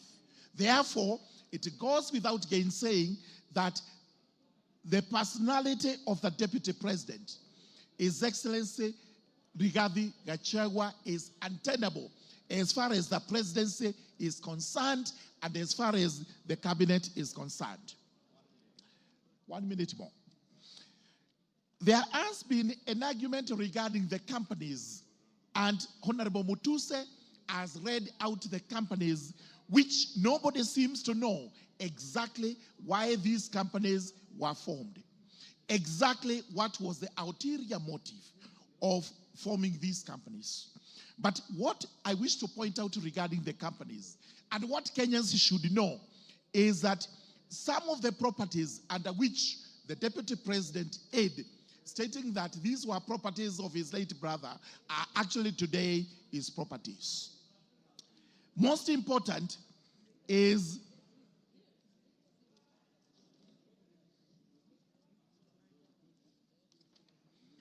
a property known as Kuruwitu Home Resort. This property was actually sold to another company known as Kuruwitu Properties Limited for Kenya shillings 250,000. As such of these companies indicate that Kuruwitu Properties Limited is owned by Vipigo Beach Resort Limited and John Y. Madenge. We therefore have to ask ourselves, who is Vipigo Beach Resort Limited? And CR12 indicates that this company is actually owned in shares by Keith Ekino Rigathi, Kevin Gachagua Rigathi, the estate of the deceased James Nderitu Gachagua. As we were told, these two persons named, Keith and Kevin, are not executors of the estate of the late Nderitu Gachagua. So if they actually own this company, which owns one of the properties of the deceased, purchased at Kenya shillings 250 million, then it goes without gainsaying that in fact, the Deputy President has an explanation to give regarding this. Finally, We've been told about the press statement he made in Mombasa, and this is the evidence of insubordination. The country was on fire. The country was burning. The president actually finished or completed giving what measures he would take to restore the country. The deputy president went to Mombasa, where he gave a statement which in itself was inciting to Kenyans, casting aspersions on the government, casting aspersions on our agencies, and at the end of the day, we have also seen him casting aspersions on the judiciary, which is supposed to be an independent institution. What we are required to do as members of parliament is to prove only one ground. The rest of them may fall or may succeed.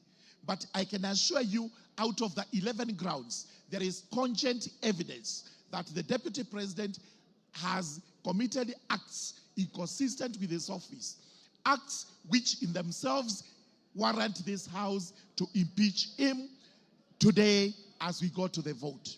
As I conclude, I urge the House, let us look at the bigger picture, which is the bigger picture of Kenya as a country.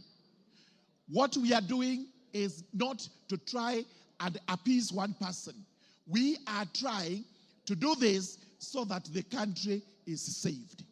And we have always asked the question, the second in command who does not work with the first in command and his team, of what use would that person be to the country? With those very many remarks, I do beg to support this motion. Thank you. Mishimbogo.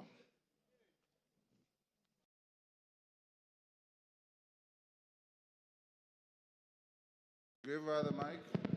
Asante sana Mheshimiwa Spika. Mheshimiwa Spika, nasimama hapa kuunga mkono hoja hii ya kumng'atua mamlakani naibu wa rais Bwana Rigathi Gachagua.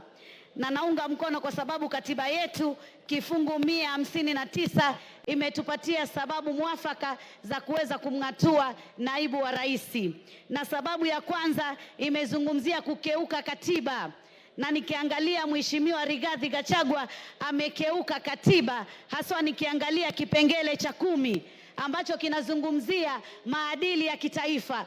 Maadili ya kitaifa ikiwemo umoja, ikiwemo demokrasia, ikiwemo usawa. Mara nyingi sana amezungumzia mambo ya kwamba nchi yetu ni kama kampuni na ni ya washikadau. Na amesema kwamba washikadau hawa ni wale ambao tu wamepiga kura katika serikali ya Kenya Kwanza. Hivyo basi kukiuka maadili katika kifungu cha 10, kwa sababu tunajua Wakenya wote wanalipa ushuru na Wakenya wote wana haki sawia, wale waliopiga kura kwa serikali na wale ambao pia walikuwa katika upande ule mwingine, kwa sababu ni demokrasia. Unaweza kuwa upande wa serikali na unaweza kuwa upande wa upinzani.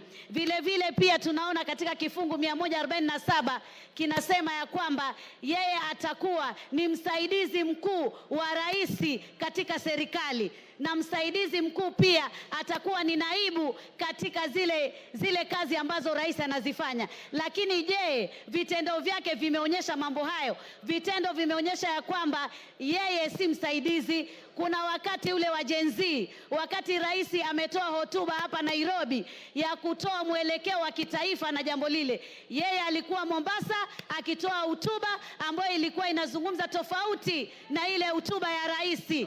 Na hapo pia akatia fitina katika taasisi zetu za kiserikali na kumlaumu Bwana Nurdin Haji. Kwa hivyo imeonyesha ya kwamba yeye ni kama anachukua nafasi ile ya rais, hachukui ile nafasi ya kwamba yeye ni msaidizi.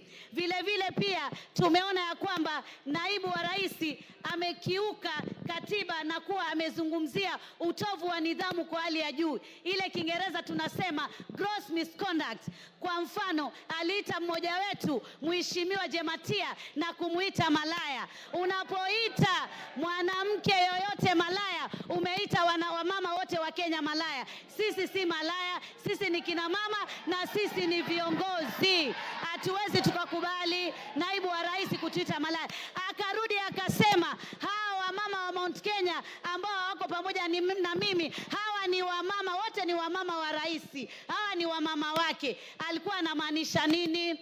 Mheshimiwa Rigathi Gachagua, huna heshima kwa kina mama wa taifa hili la Kenya. Vile vile katika huo utovu wa nidhamu, tunaona sehemu ya Nyandarua alinunua shamba ambalo kina mama walikuwa wamelima mahindi, wamelima viazi, wamelima zile mushiri.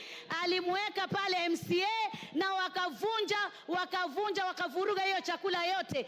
Angekuwa yeye ana hekima kama kiongozi, angeacha vikue, watu wavune, alafu achukue hilo shamba. Lakini ni kwamba hana nidhamu na wala hana kufikiria wa Kenya kama naibu wa rais, na wala hana ubinadamu.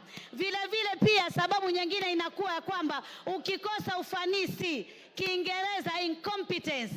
Na mimi nataka niseme alikosa ufanisi kwa sababu alisema anapigana na pombe haramu na anapigana na madawa ya kulevya. Akaja kule Pwani, kazi aliyofanya kubwa ni kutukana viongozi, kusema anajua wanaouza mihadarati, atawataja, atawashika. Aliwashika. Mihadarati iko ama hakuna? Na hii pombe haramu iko Mlima peke yake ama pia iko kule magharibi, iko kule sehemu ya Nyanza na iko hata hapa Nairobi? Tumuulize yeye mamilioni ambayo ameyatumia kwa hiyo kazi yametupatia natija gani? Yamefanya faida gani? Isipokuwa kunyakua ardhi, akiandika kwa jina la mke wake ati atatengeza sehemu za kuweza kunasua vijana kwa jambo hilo. Jambo jingine ni kashfa ya KEMSA. Imezungumziwa vizuri sana vile alivyowezesha watoto wake na makampuni yake na kuiba pesa zile katika kashfa hiyo. Hatuwezi kuwa na naibu wa rais ambaye juzi na jana alikuwa milioni 800, yani kama mali yake. Hivi karibuni ati ni bilioni 5.2. Kwa muda mchache tu pesa hizo umezipata wapi? Pia umedhulumu bibi wawili wa marehemu ndugu yako aliyekuwa gavana wa Nyeri. Utakuwaje upewe flati 10 na wao wapewe 5 na ni wawili na kuna na watoto? Jamani, ni sheria gani? Tunao sheria ile ya Kiingereza.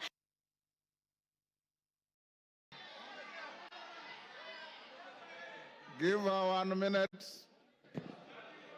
Tunajua hiyo sheria imezungumzia wakati mume amekufa, yani ni mabibi na watoto ndio wanaorithi. Sasa wewe itakuwaje uchukue huo urithi wote? Mpaka hoteli umechukua, ati uliandikiwa, ati ndugu yako alikupa. Jamani, wewe kama makamu wa rais muogope Mwenyezi Mungu na ujue ya kwamba hatuko hapa sisi katika ukabila. Tukiangalia act ile ya National Cohesion Integration Act inazungumzia yoyote atakayetumia maneno ya matusi, maneno ya kutishia ili kuweza kuleta bughudha katika makabila, yeye anatakikana ashtakiwe na amefanya makosa. Rwanda juzi na jana matamshi ya kikabila yaliwatia katika vita vikali vya kikabila. Na wewe leo unataka kuleta vita katika taifa la Kenya. Tuliona molo clashes na hata wewe unasemekana ulikuwa kwa hiyo maneno. Tuliona Time up, Mishi. Faith Gitau.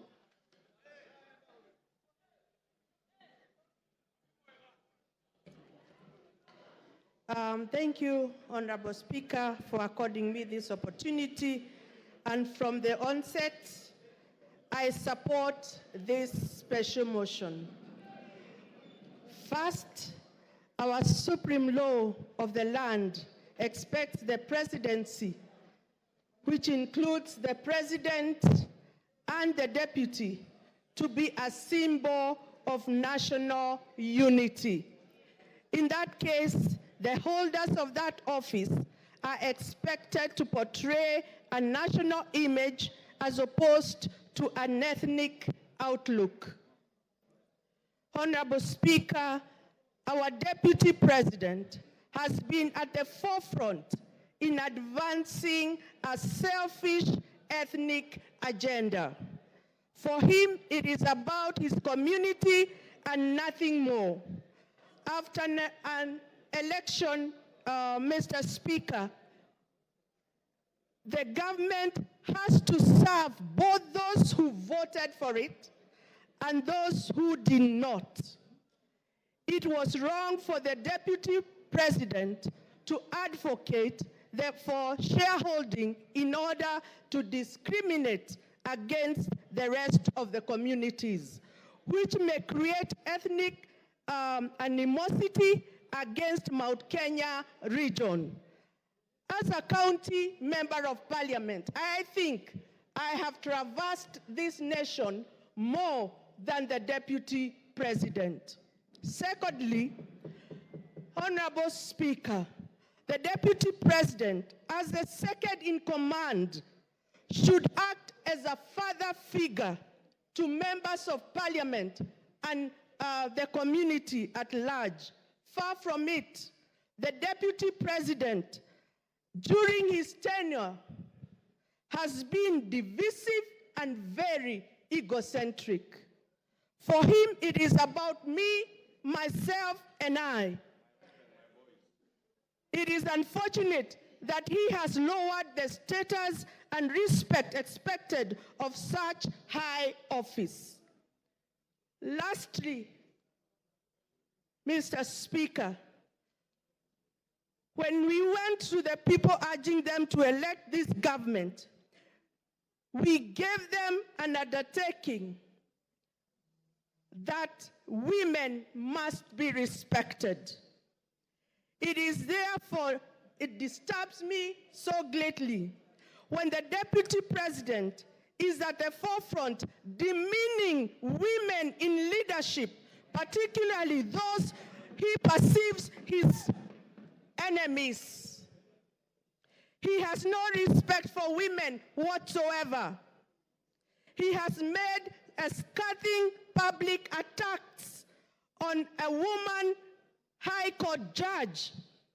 And in addition, he has been attacking women, and especially members of parliament, me and others included in this house. And therefore, he can never, and he has no respect for women, and he can never work with women. And for those few remarks, I support. Makali Mulu. Yeah, thank you very much, Honorable Speaker, for this opportunity. Honorable Speaker, I want to say the following. Impeachment of a deputy president is a matter of national interest and international interest, and it's on the basis of that, Honorable Speaker, that people have to be very careful with what they do with this impeachment. Honorable Speaker, I want to remind the House that we are only one of the many parts of the process. This National Assembly will be making their decision. From there, we'll go to the Senate. And there is also the courts, if need be. And it's on the basis of that, Honorable Speaker, that we must isolate personal issues from issues which make sense to Kenyans. So that, Honorable Speaker, we don't, as a House, go for what I'll call mob justice mentality, and at the end of the day, the other stages, we lose it. Honorable Speaker, in the past, this House has been thrown under the bus because of this kind of mentality, where we go, make decisions, and out there, when they go to the courts, a number of our acts of parliament have been declared unconstitutional, basically because as members, we come here and we start shouting and assuming that other people there are not watching. Honorable Speaker, what am I saying? I've listened to the grounds of this motion, this impeachment motion, and I've listened to my friend, Honorable Mutuse, making the presentation and trying to justify some of these grounds, Honorable Speaker. I want to pick a few of them and ask myself whether they meet the expectations in terms of saying that the DP should be impeached on those grounds. The first one, Honorable Speaker, is the issue of demolitions. In this country, Honorable Speaker, when you go to our constitution, it clearly says that Kenyans have a right. They have their own rights.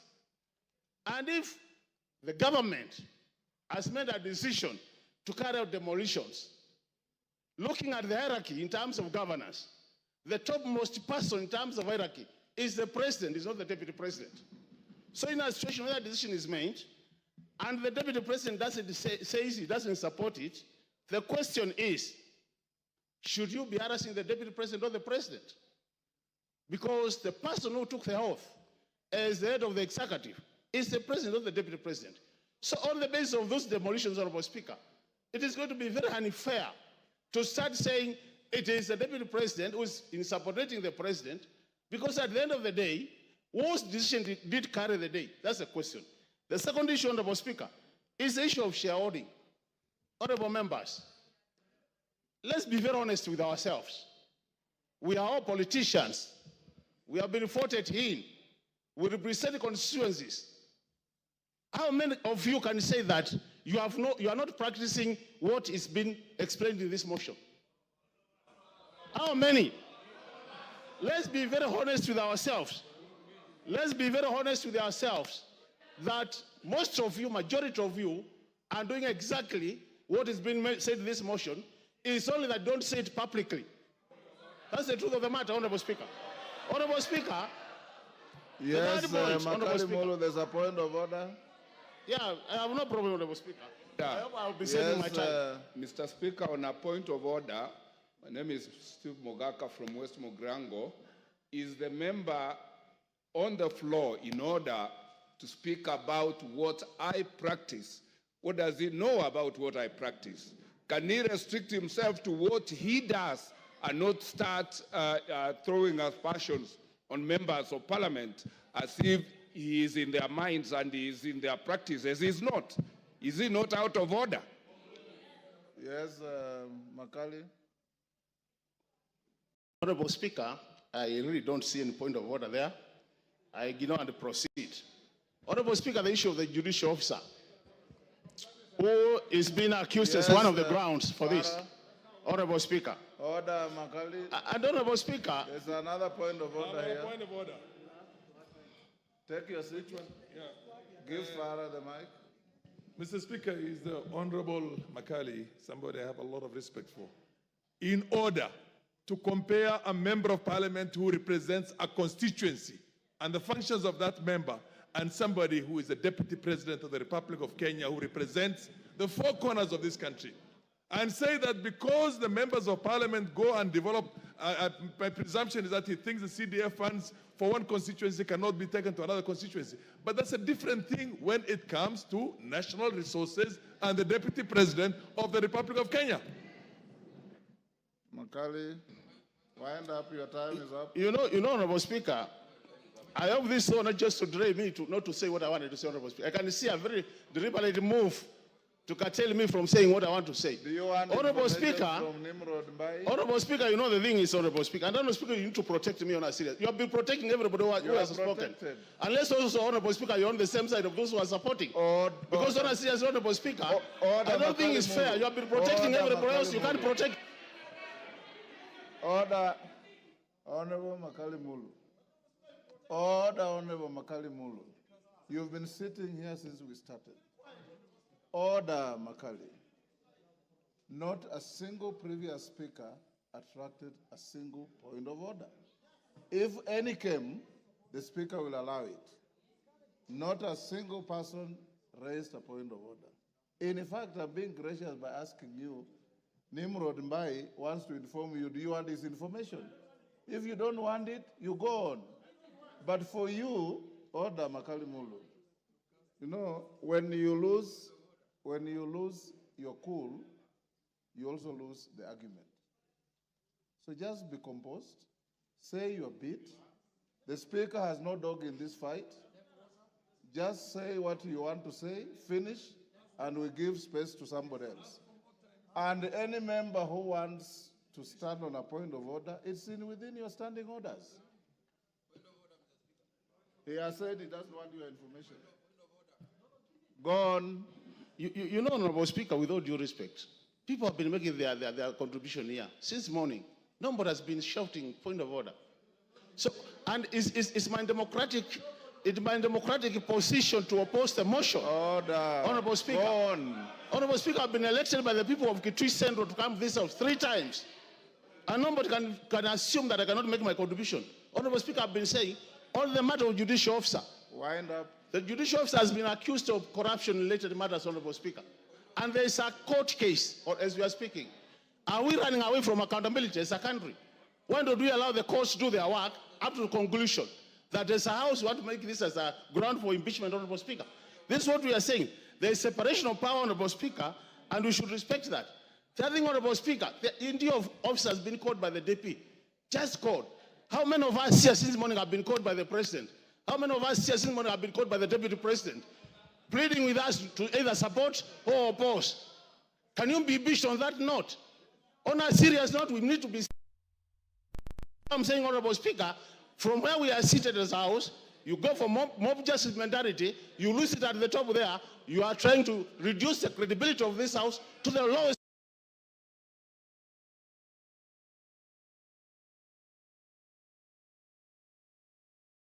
grounds for opposition of this motion. Is it a situation where a thief has been sent to court to catch another thief? This is a situation. Honorable Speaker, this country has much more serious issues than what we are discussing. Mike Trice. Your time is up. Order.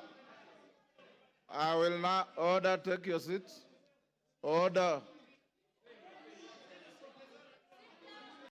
Robert Mbai. Mbui. Order, Robert Mbui. Give him 1 minute to finish. Yeah, Honorable Speaker. So I was saying, Honorable Speaker, Kenyans have said that Kitwisen in particular has said, kufa makanga, kufa ndereva, kufa mechanic, because Kenyans are more serious issues. And when they die, we want a new renewal of this country, Honorable Speaker. This idea of mob justice, we are not going to allow it in this country. Kenyans have more serious things. I oppose, Honorable Speaker. Millie Odhiambo to speak to the public participation report.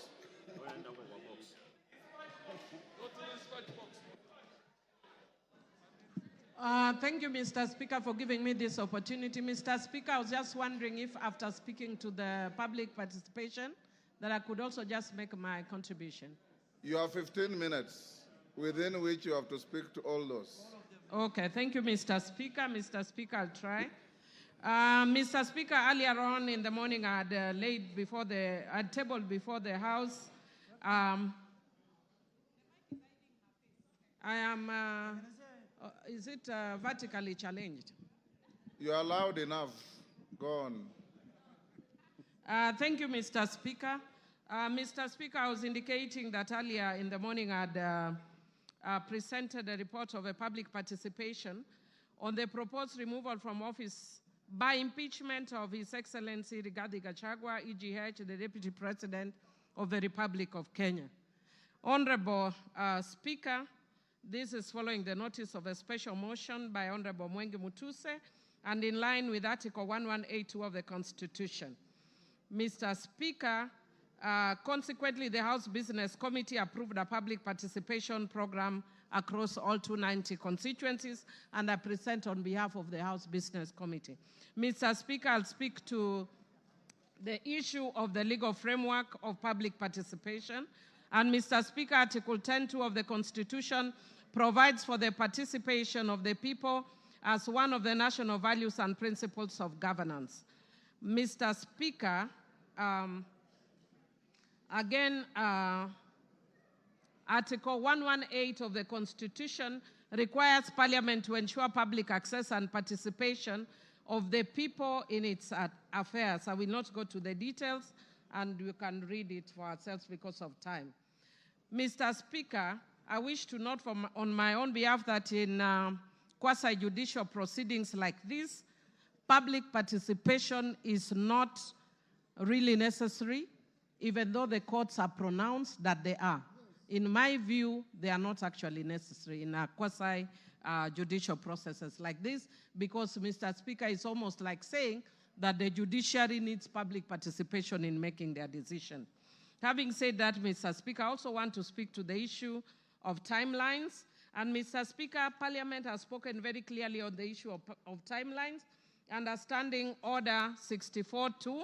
And in summary, Mr. Speaker, I would want to say, if you read the standing order, that there are very strict timelines for a process or a motion like this.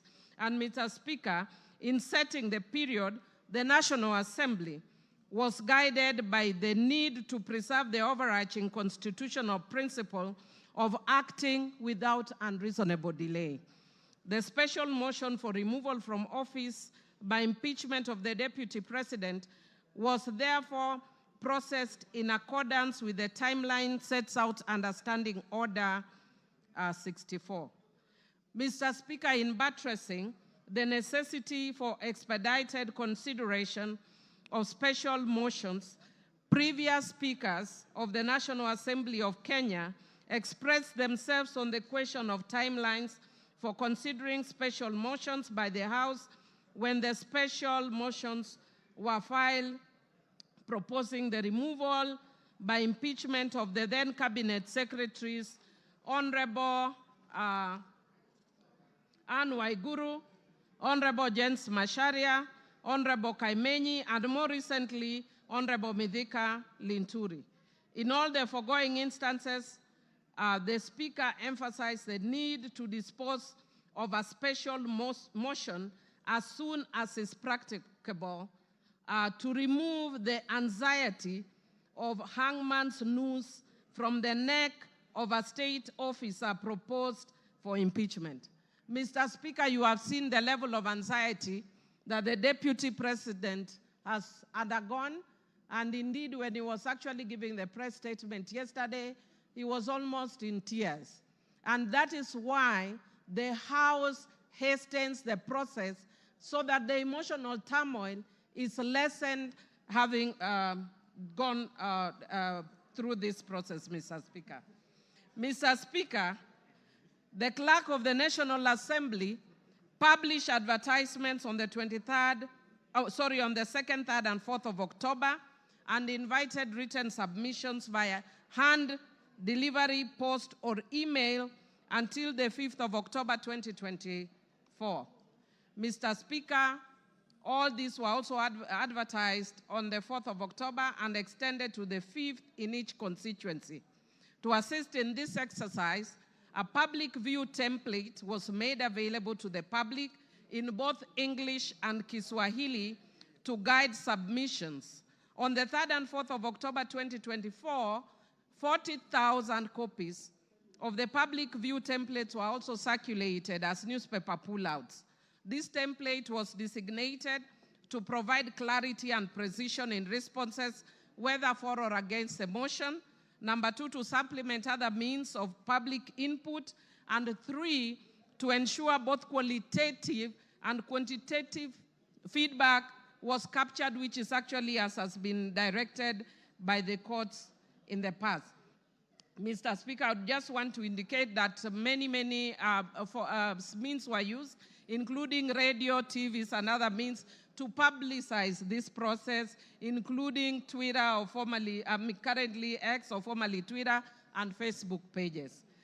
Mr. Speaker, the public was invited to submit views either in support or in opposition of the special motion or offer other views. Mr. Speaker, I wish to laud Kenyans for their growing consciousness on their civic rights and duties. Mr. Speaker, people participated in various ways, as was witnessed both on electronic and social media, Mr. Speaker. And Mr. Speaker, many Kenyans who are participated very expressively. Mr. Speaker, I think many of us saw people expressing their views in many ways, some of which I will explain later. However, Mr. Speaker, by the nature of newsmaking, we saw the areas where the views were expressive, but much less in the areas where the views were not that expressive.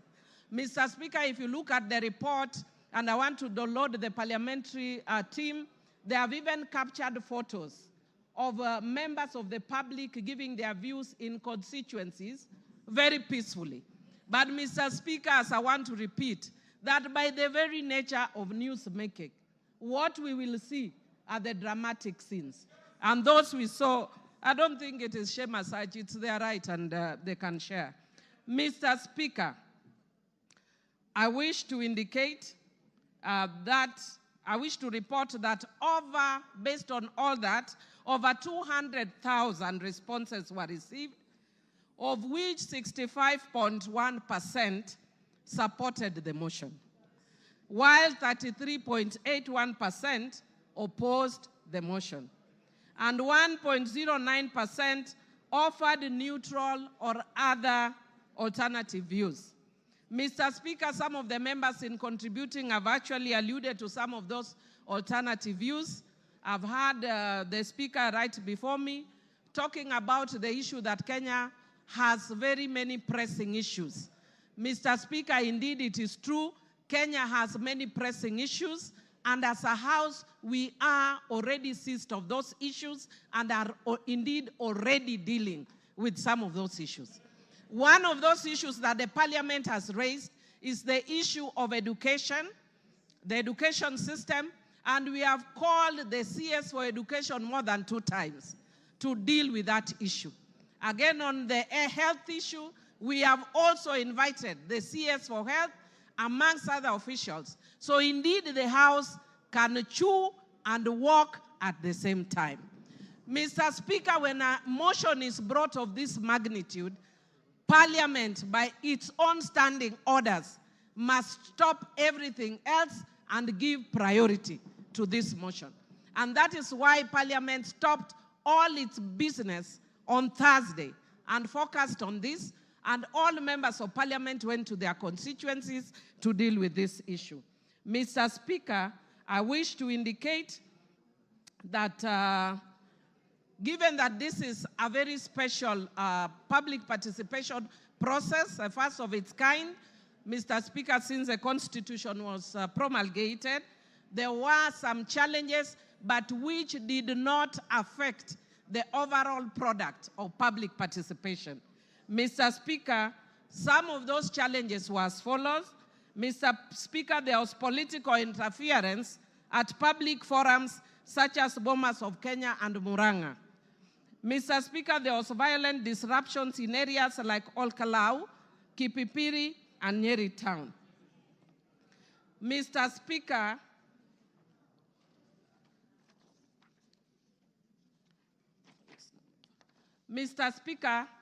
there was incomplete or unclear submission, including forms without identifying information or contradictory responses. Mr. Speaker, there was low turnout in some constituencies due to insecurity, such as in Bura. Mr. Speaker, public expectation for monetary compensation for participation was also experienced. Mr. Speaker, there was late submission of forms and memorandum in some instances.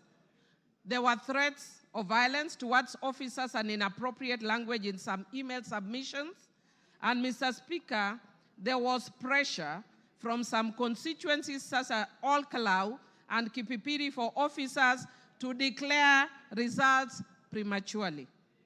On the whole, Mr. Speaker, most places in the country went on uninterrupted. And the results that I just indicated to you, Mr. Speaker, are based on that. Mr. Speaker, because of time, and I would like other members to speak, I would want to invite members to look at the report that has been tabled by the House Business Committee. Mr. Speaker, I'll just speak very briefly on my own account. Mr. Speaker, I wish to indicate on my own account as a member of Suba North constituency that what we are going through post-2010 Constitution, I want to agree with the honorable member that has spoken and said that it's a very important process, because indeed it is. Mr. Speaker, it is a defining moment constitutionally and a first of its kind since 2010. It is both a legal and a political process. Mr. Speaker, the Supreme Court in the Sonko's case confirmed that impeachment is not just about civil liability or criminal culpability, but it's about accountability, political governance, as well as policy and political responsibility. Mr. Speaker, I'll speak very briefly to that in the end, but I want to speak to the issue of grounds. I'll be very brief, Mr. Speaker. Mr. Speaker, there are 3 grounds that have been given under Article 150 of the Constitution. Mr. Speaker, I want to speak to the issue, the third ground, which is gross misconduct. Mr. Speaker, I have actually looked at the Constitution and there is no definition of gross misconduct. I have looked at our laws and there is no definition of gross misconduct. Mr. Speaker, Black's Law Dictionary defines gross misconduct as a dereliction of duty, unlawful or improper behavior.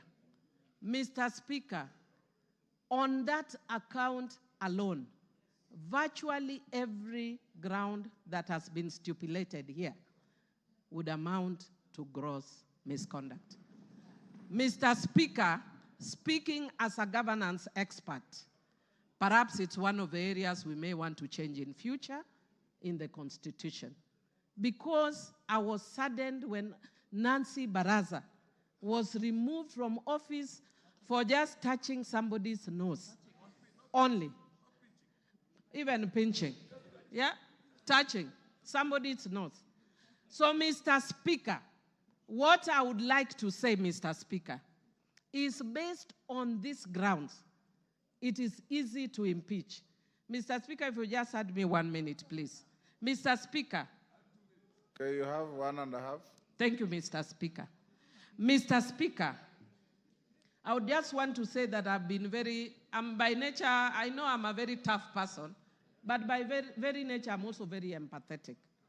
And I've been sympathizing a lot with the Deputy Speaker, especially, Deputy President, sorry, especially when he prays, because I'm also a prayerful person. But Mr. Speaker, I would want the Deputy Speaker to learn from this. Deputy President. Sorry, Deputy President. Sorry, I don't know why I keep going to Honorable Gladys. Mr. Speaker, in my book, which I've just released, Rigo Berigged, Principle 9, the power of words, taming the tongue. Mr. Speaker, if the Deputy President had been quiet, he would have carried many people in this house. But he did not tame the tongue. And every time he spoke, he's just showing further and further division of the country. And I feel sad as a country that many people, even my friends, because I have many friends in Central Kenya, who are calling me, are not calling me from a governance perspective. They are telling me, please save us Mount Kenya. Mr. Speaker, when will we ever reach a point as a country when we look at governance issues and not ethnic parochial issues that have divided the country for a long time, Mr. Speaker? Mr. Speaker, I do empathize with the Deputy President, and I wish the hand he extended to the President, he had done it much earlier. Mr. Speaker, I hope he learns from the experience of Coriolanus of ancient Rome, who had won many battles, and his fame preceded him. But when he got in politics, his mouth brought him down. Mr. Speaker, I support. Gladys Sholay, not information. There's nobody on the floor. Speak. You wanted to speak. Okay, but just allow me to correct one issue that has been raised twice on the issue of Nancy Baraza. Nancy Baraza was alleged to have pinched the nose of someone. It was never confirmed. The CCTV footage did not reveal it, and she was found with no guilt on that point. So as a woman leader, I want to correct that. Nancy Baraza served this country faithfully. So let us correct the Hansard. Thank you. Go on. Honorable Speaker, I can proceed. Thanks, Gladys. Go on. Yes, I am. Okay. Honorable Speaker, thank you very much. And again, before I proceed to support this motion, allow me to clarify just one issue. I have been accused by the Deputy President of bias, indicating that I cannot preside over these impeachment proceedings because I am biased. I want to confirm that when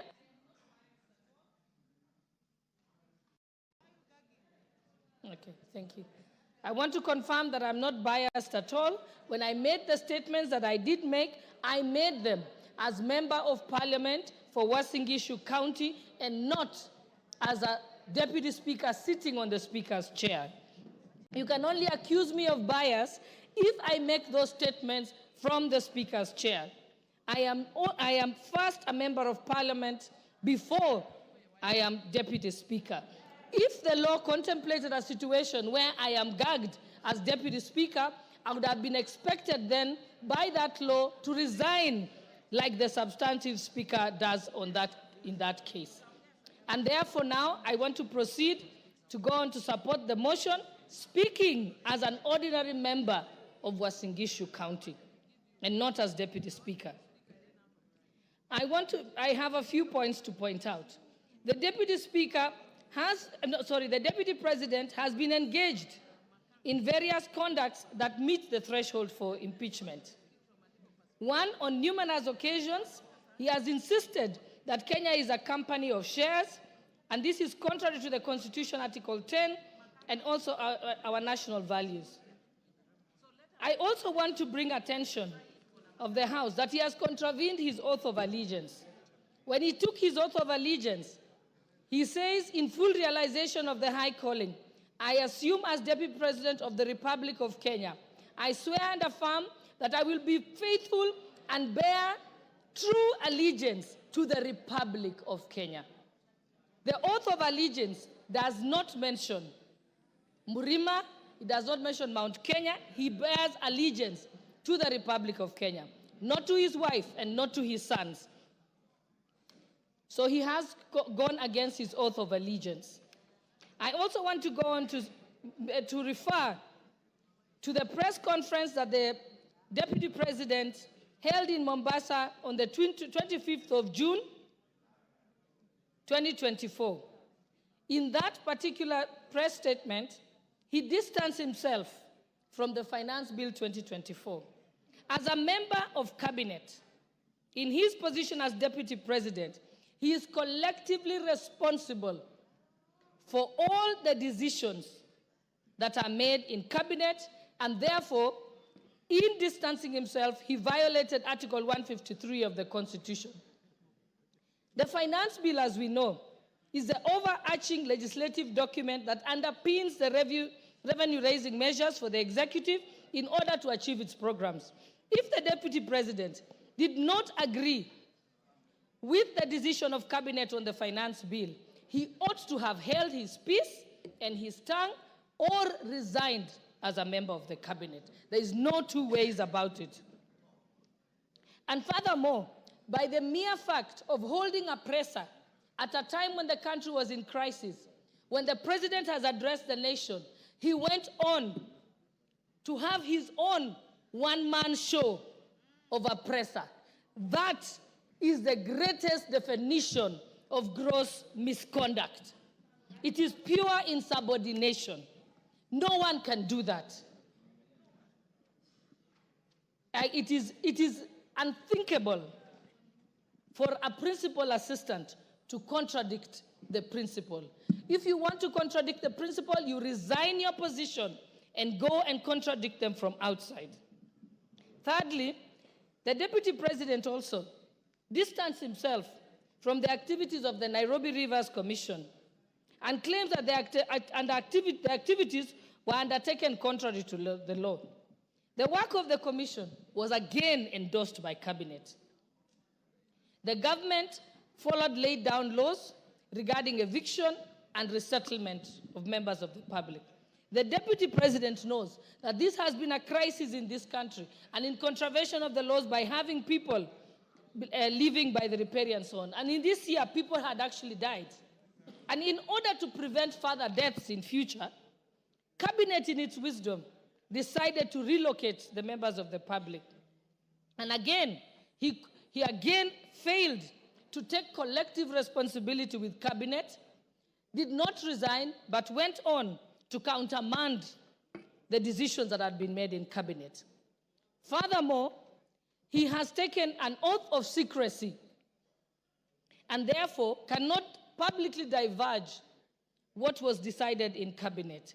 Again, there he has contravened the law. 4, during the press conference in Mombasa on the 25th of June 2024, the Deputy President accused the Director General of NIS of providing faulty intelligence and firing some senior officers. As a state officer, and most importantly, as a member of the National Security Council, under Article 240, the members of the National Security Council, at Clause 2B, the Deputy President is a member. He then cannot discuss intelligence briefs that come to his knowledge during the proceedings of the National Security Council. Again, with that, he has gone against the Official Secrets Act and his oath of secrecy. And even if he had any reservations, he has opportunity as a member of the National Security Council to raise it at the Security Council proceedings and even to raise it to the President in person, but not to come as if he's an ordinary citizen who is in the opposition and then speak about it in public. That is wrong. In fact, it is juvenile. It reveals him as a person who is unhinged and cannot control their tongue.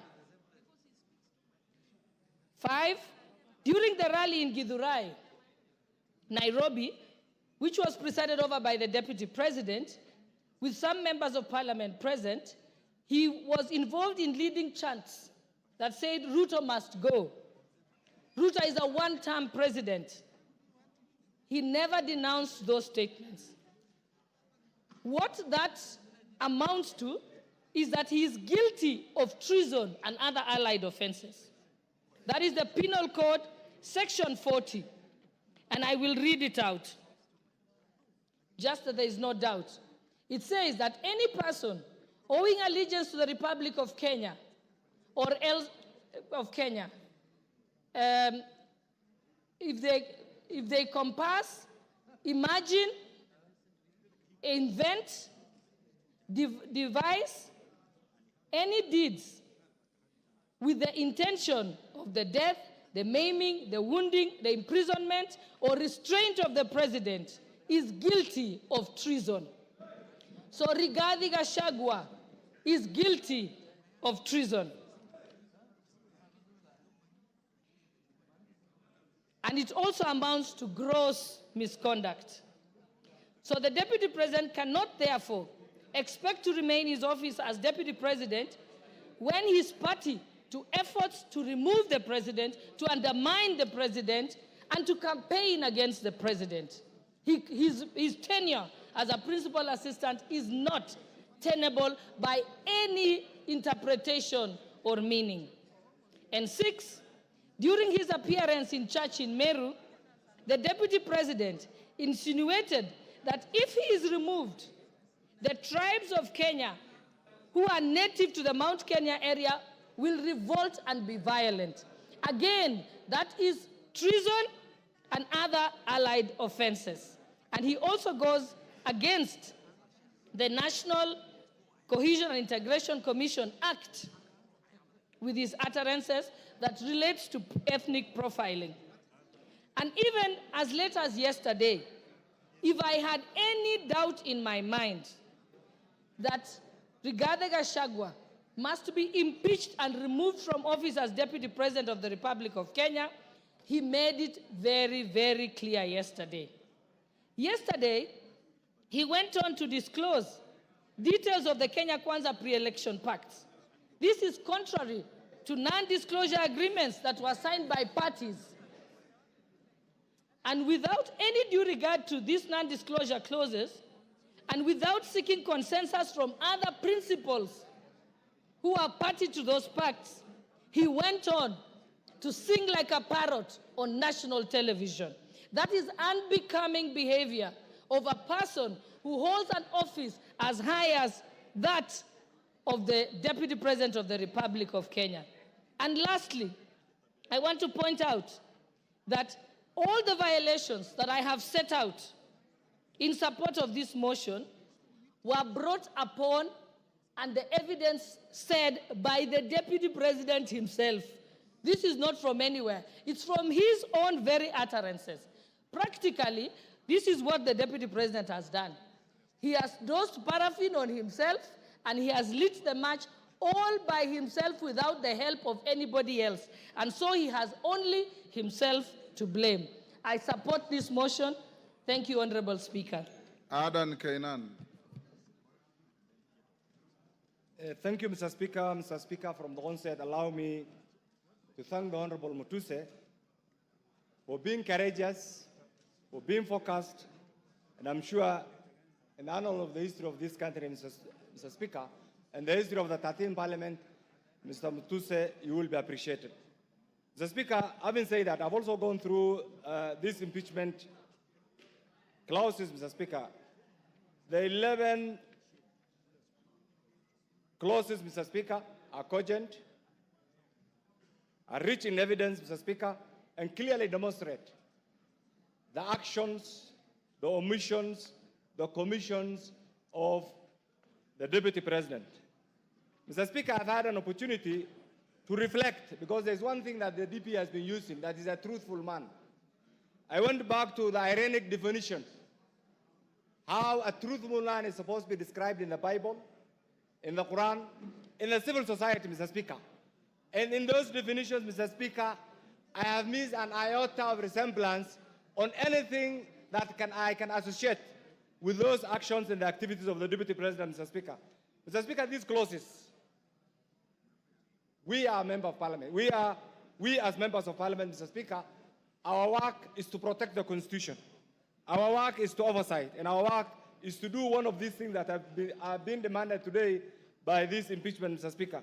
Mr. Speaker, in all these clauses, the common denominator is the DP has abused his office through corruption, through tender pre-lawyering, through disparaging and disobeying his boss, through undermining devolution, and Mr. Speaker, equally also by being a threat to our sovereignty. Mr. Speaker, this country is a collection of many nation states.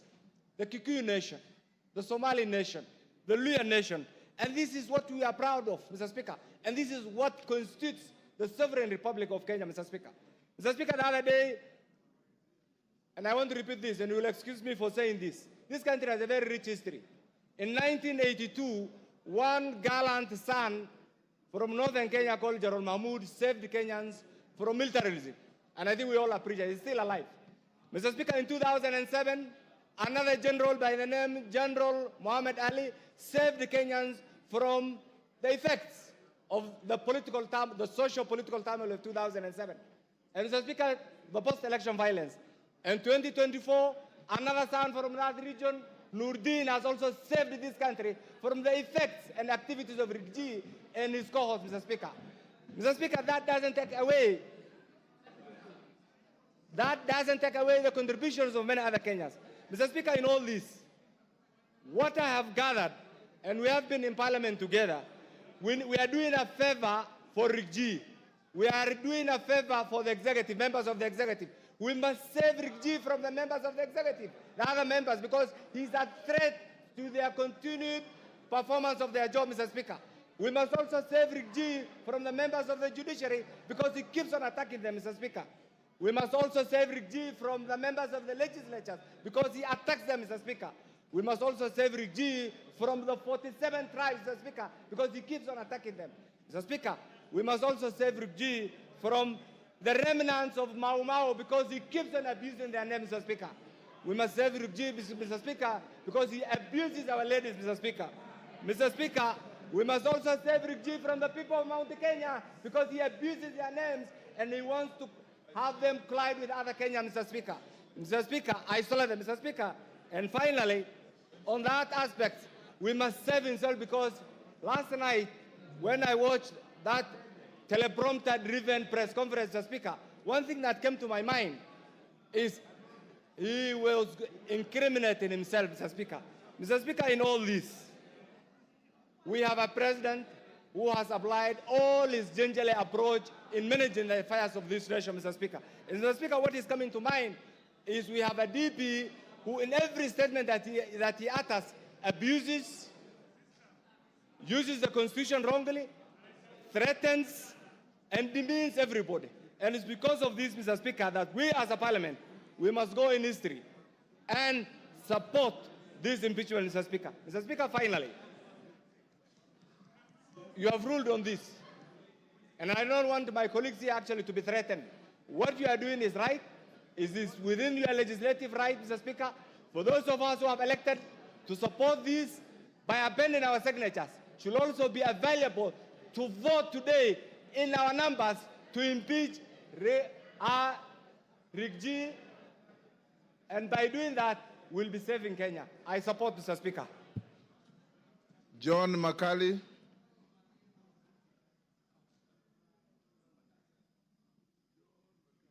John Makali. Give me the mic. For the opportunity you've granted me to also weigh in on this motion. Honorable Speaker, we are facing a constitutional moment where our constitution is being tested. At the outset, let me state that I have nothing as against the Deputy President or where he comes from. But Honorable Speaker, the Deputy President is not an ordinary person. The Deputy President is actually the second in command in our nation. Before he assumes office, Article 74 of the Constitution requires him to take an oath of office. And Honorable Speaker, I've looked at the oath of office of the Deputy President. It requires him to be faithful to the Republic, to give counsel and advice to the President without fear or favor. Equally, the Deputy President is a ranking state officer, and Article 74 of the Constitution requires, Article 75 of the Constitution requires that in the conduct of a state officer, he needs to bring honor and dignity to this office he holds. Honorable Speaker, looking at the grounds that have been availed, I want to state here categorically, Honorable Speaker, that the Deputy President has violated the Constitution and his oath of office. Why do I say that, Honorable Speaker? One, the Constitution of Kenya, which the people of Kenya gave to themselves, requires that Kenya is a unitary state, regardless of the regions it has. Equally, Article 10 of the Constitution puts national unity, patriotism, as a key component of our national values in the discharge of our duties. Several other times, and I want to speak to this very clearly, Honorable Speaker, when the Deputy President, the truthful man he says he is, attended a church service in Bungoma, and we actually requested that we had several other problems which needed to be handled, specifically blocked road programs, employment opportunities. The Deputy President, the truthful man that he is, told us on our faces that according to the votes which we got, whatever we had gotten was enough and we had no duty to keep on asking for more projects.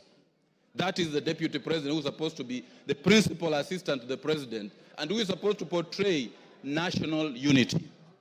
Equally, Honorable Speaker, the Deputy President yesterday clearly said that the government that we have now, the Kenya Kwanza government, is a government of shareholders.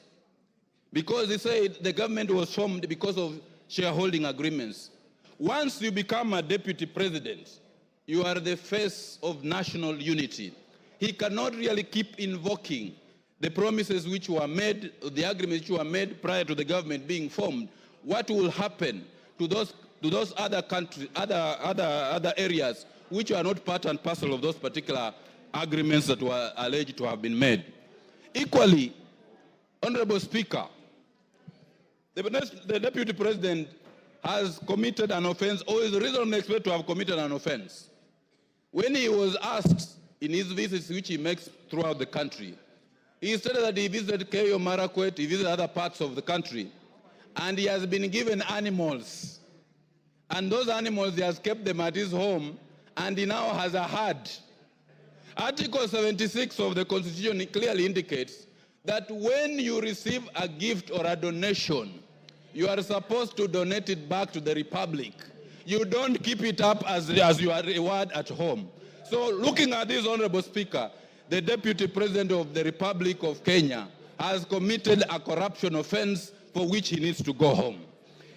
Honorable Speaker, the Deputy President of the Republic of Kenya is supposed to be above board. He is supposed to be the number 2 citizen who needs to preach national unity. He is supposed to be the president in waiting. He is supposed to be actually the president in waiting, so that if anything happens, he is supposed to take over the reins of the country. Honorable Speaker, if we look at the utterances that have been made by the Deputy President, let us look at the KEMSA case. I've looked at the affidavit of Dr. Andrew. It is very, very clear that the Deputy President was actually conflicted in the KEMSA supply case, and Article 75 of the Constitution requires all state officers to avoid situations where they are in conflict of interest. And in leading this, the Deputy President should be at the forefront of avoiding situations where he falls in a situation where there's a conflict of interest. Taking into account all these 11 grounds that have been made, I have no doubt on my mind, Honorable Speaker, that for his arrogance, that for his breach of the Constitution, that for his defiance, that for his statements, that for his conduct, he is not a truthful man as he pretends to be, and we cannot have such a person as the Deputy President of the Republic of Kenya. It is high time, Honorable Speaker, that we now seize the dragon of tribalism, we now seize the dragon of ethnicity, we now seize the dragon of regionalism and slay it and get our nation moving forward. Honorable Speaker, I rise to support this particular motion and say the Deputy President of the Republic of Kenya must go, and we have to start up a fresh page. I support, Honorable Speaker. Julius Ole Sunguli.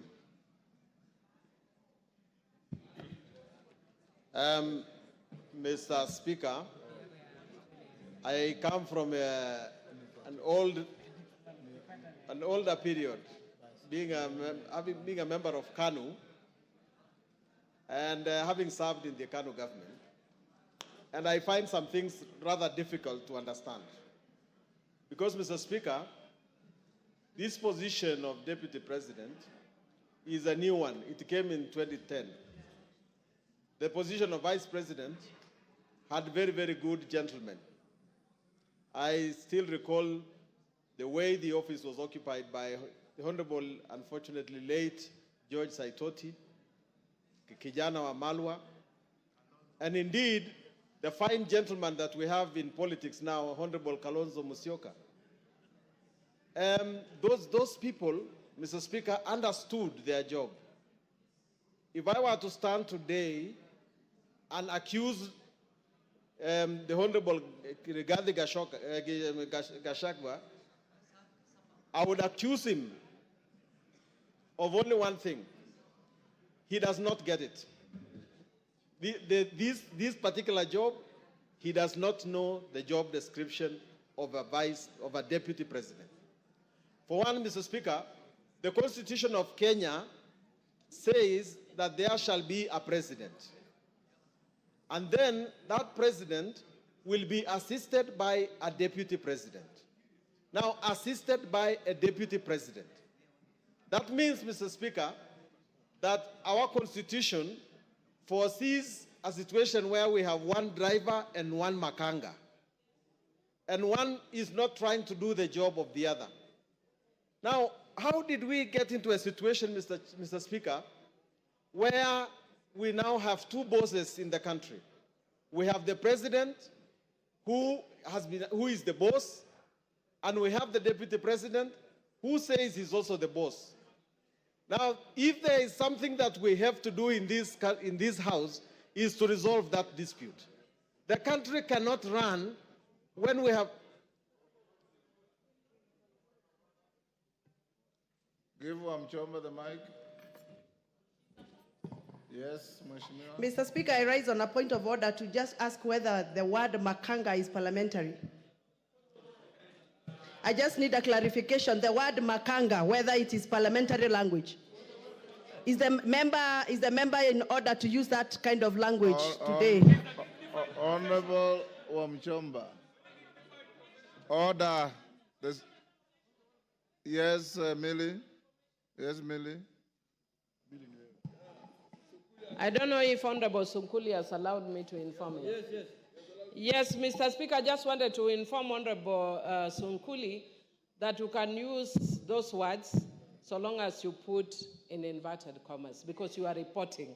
So when it is reported, like in the case where people are talking Kufa Makanga, Kufa Dereva. Mr. Speaker, I'd even wanted to speak to it by saying that it is actually people saying that are crucifying the DP. By saying he should Kufa, the motion here is on the, in quotes, Makanga. It's not on the Dereva. So people want to bring the motion on the Dereva in quotes, can bring, but the one we are dealing with now is on Makanga. But for Honorable Mchomba, language is dynamic. It's living. It grows. That's why you now find Kiswahili words in the Oxford English Dictionary. And by ordinary usage, every single Kenyan knows what Makanga means. And Sunguli was not mixing languages. He spoke in the manner like he was quoting. I will definitely need another extra time. But Mr. Speaker, so our constitution foresees a situation where the president and the deputy president operate in harmony. Now, Mr. Speaker, if your principal job is to assist the president, and your marriage with the president is now irretrievably broken down, the only purpose of this house is to say that there is actually no more marriage, and that the deputy president can no longer perform his duties as a deputy president. And so, if that happens to be the situation, then what remains?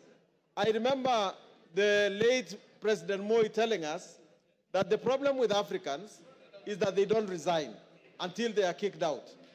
In this particular situation, because the marriage is irretrievably broken down, it ought to be the case that the deputy president ought to say, as a gentleman, that this thing is not working, I'm going to leave it.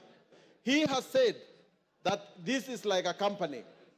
And in a company, people exist in order to have a common good. And the mixture of strategy and vision and deep understanding of their core business is what will bring fruits to this job. Mr. Speaker, I believe myself that there are two mistakes that have been made here that need to be looked into by this House.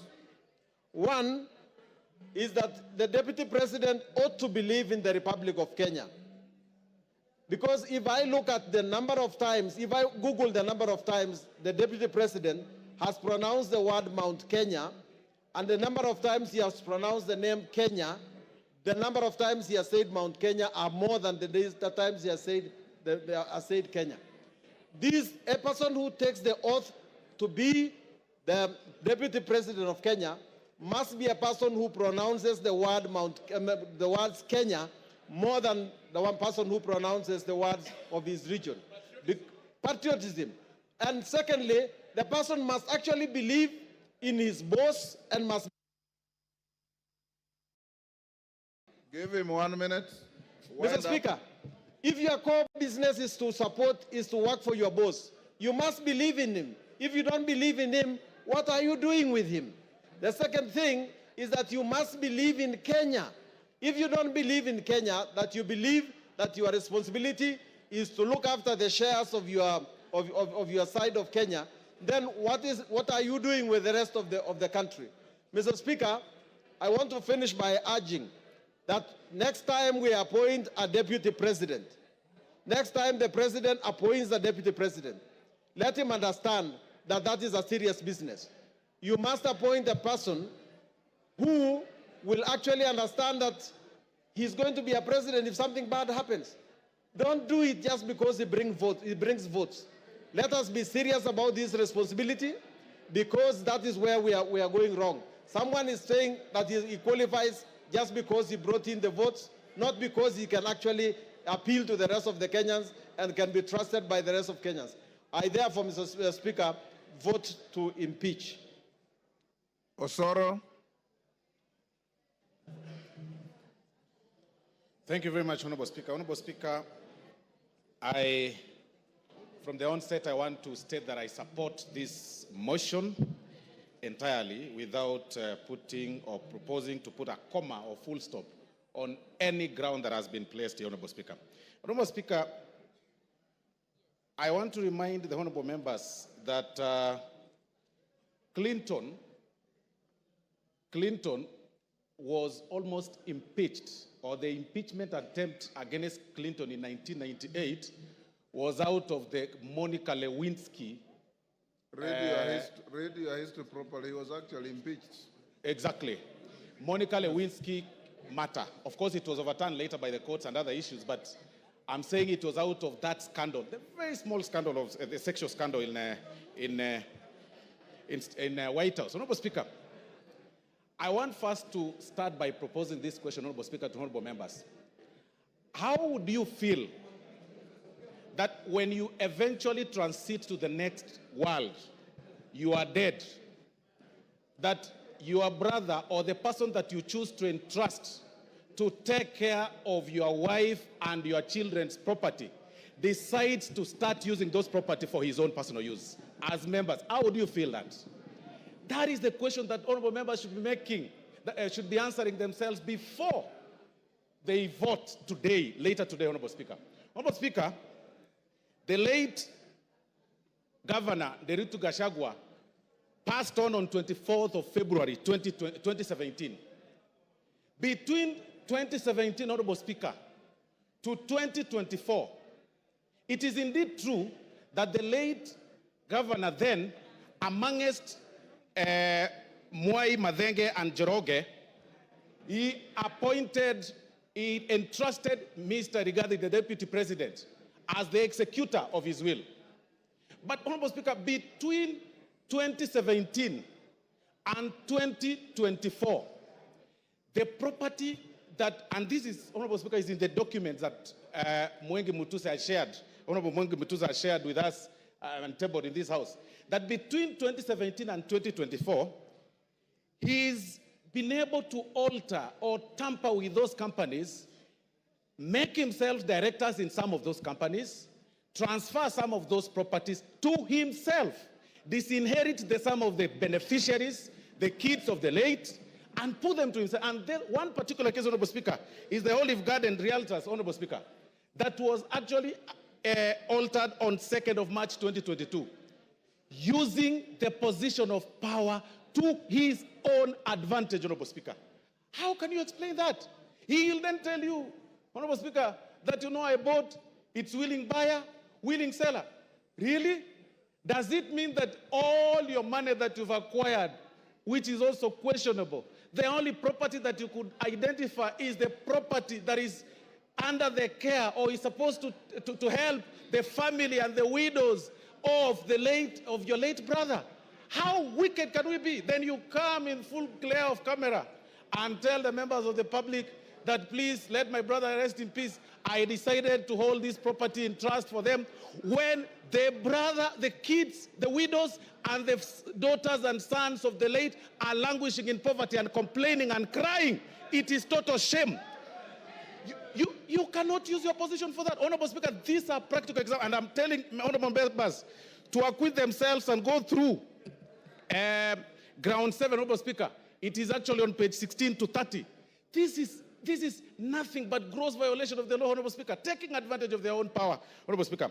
Honorable Speaker, and even to prove that, you will realize that those companies, by the time the companies some of them were being registered, the new ones, and the time the transfer of these properties were taking place, Honorable Speaker, the whole thing is actually contemporaneous. You need not to be a rocket scientist to know that clearly this is fraud and this is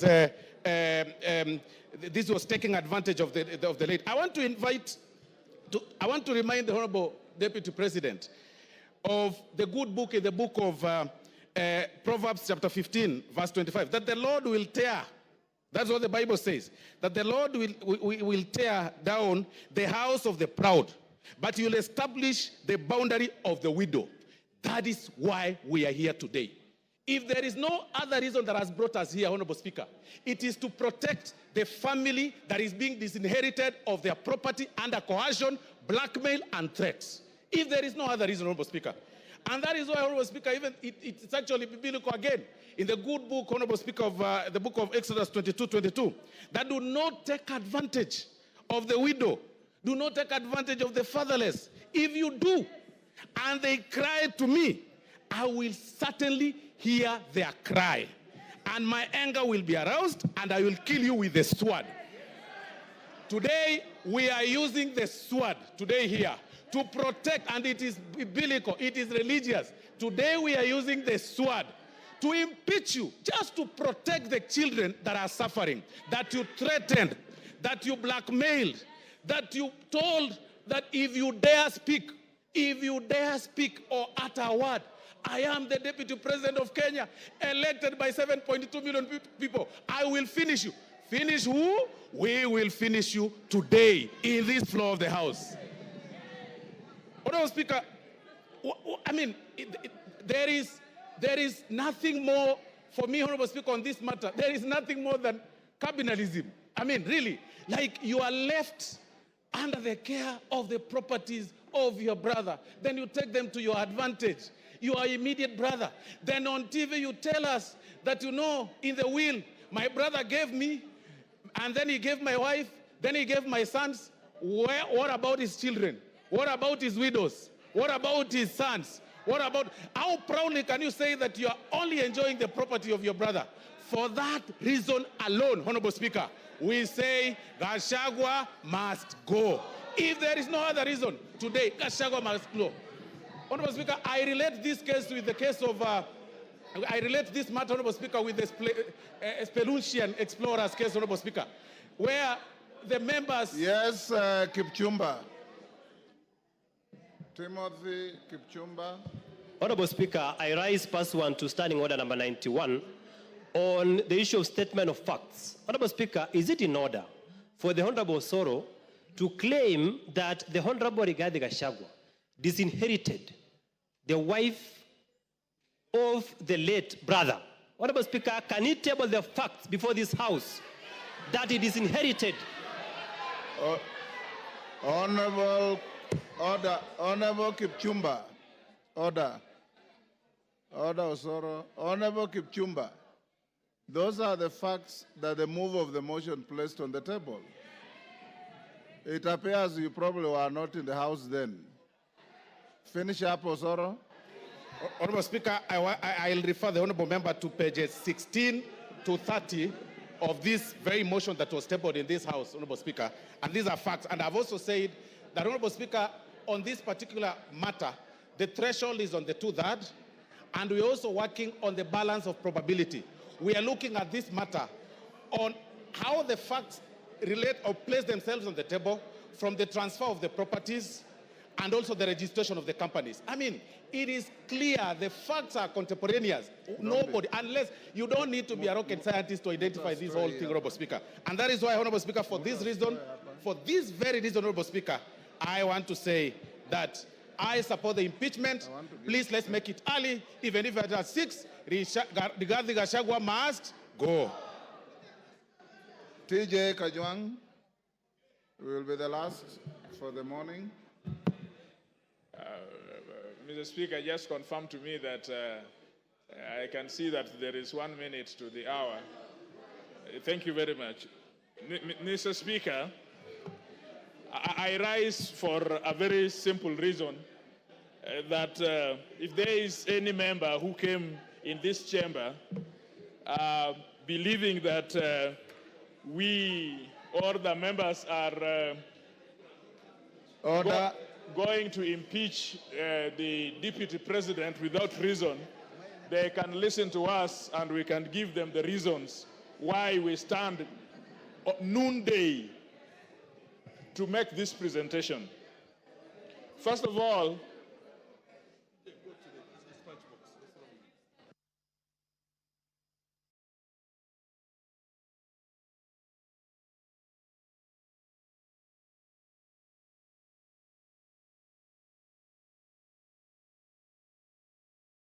Member for Machakos County, what is the problem?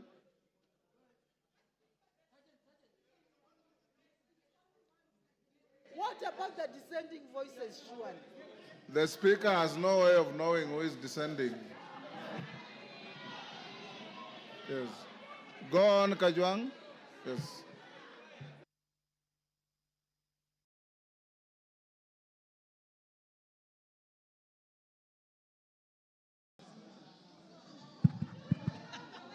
Yes, Ngusia, what is the problem? Mr. Speaker, TJ Kajwang, 1 minute. I have come to make a very small presentation as the member of Ruaraka. First of all, having seen that the motion has been signed by 291 members, this House, single constituencies are 290. If 291 have signed and will vote, Gachagua must go. Number two, we have not come here to vilify anybody. We have come here with facts, we have come here with evidence, and we have come here with the law. I want to be in a country where my son and my daughter, if he qualifies and if he's eligible, will get employment, will do business, will walk proud and tall, not because he comes from Waondo village in Nyanza, but because she or he is eligible. This politics of everybody must come from Mount Kenya. Mount Kenya. Usiguze mlima. Usiguze milima. We must show, Mr. Speaker, that this country is for us all. We must show, Mr. Speaker, that there are no people who are entitled more than the others. That there are people who fought for Mau Mau more than the others. Or that there are people who are more populated than others. And so this idea that they work for Kenya Kwanza government and that they must eat, it is their time to eat.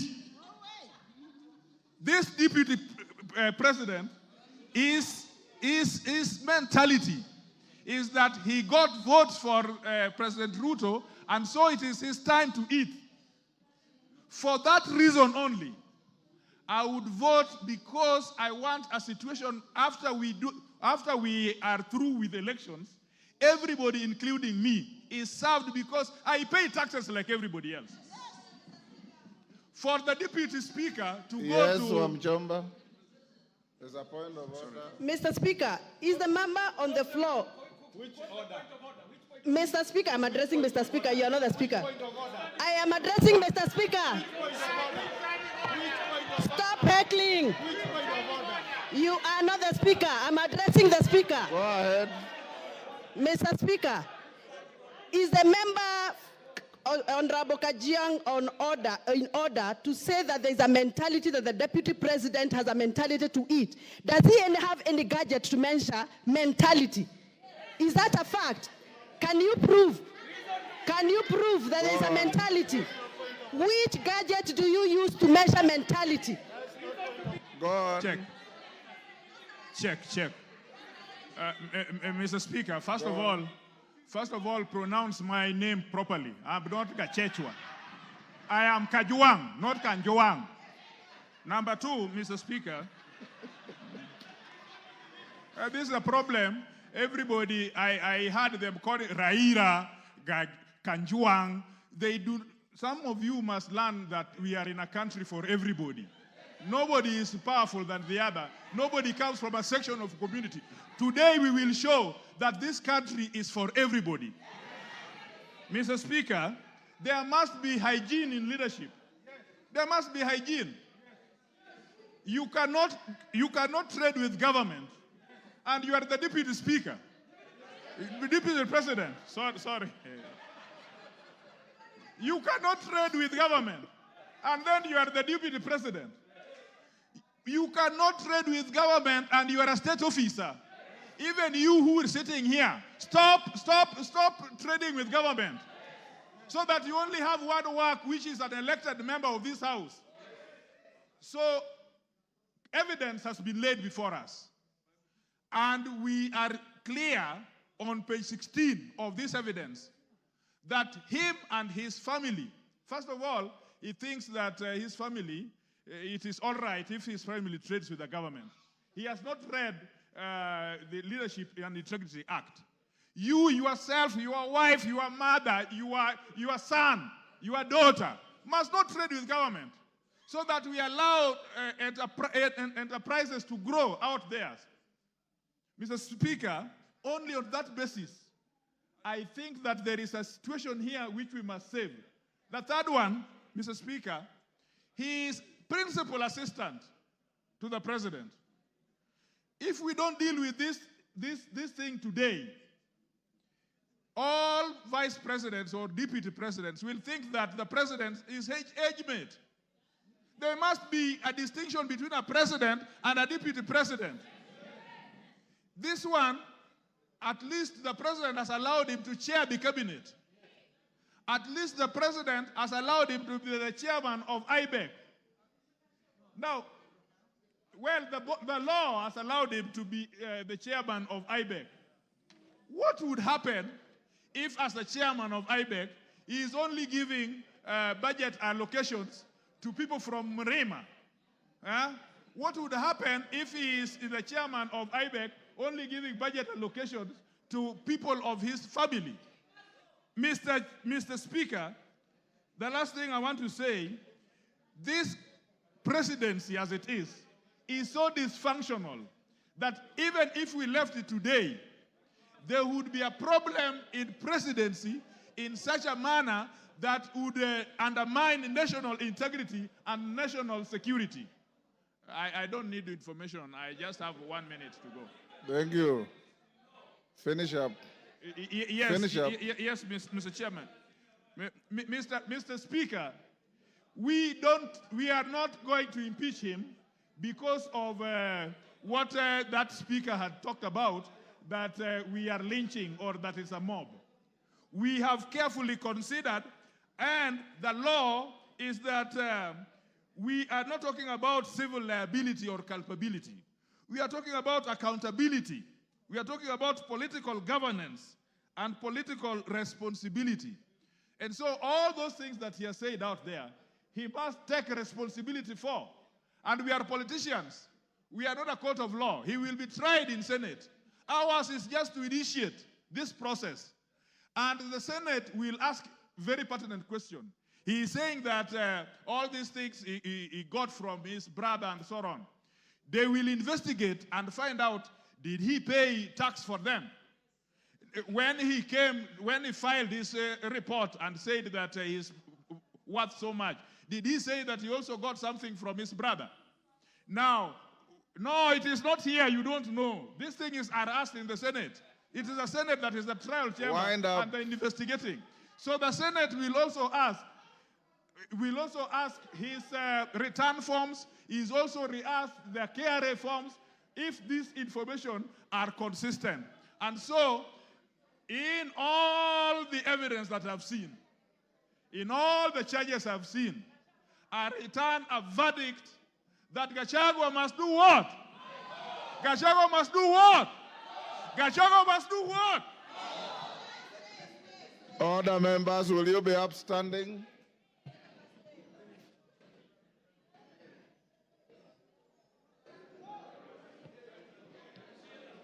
Order, honorable members. It is now 1:09, and the House stands adjourned until 2:30 this afternoon.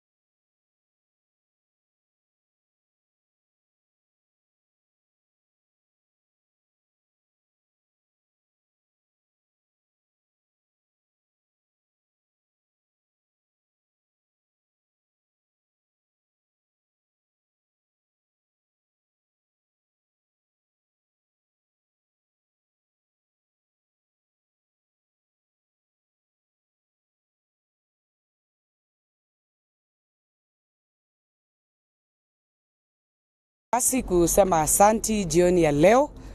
Tuko katika town kubwa inaitwa Nanyuki katika Laikipia Mashariki katika ofisi za CDF.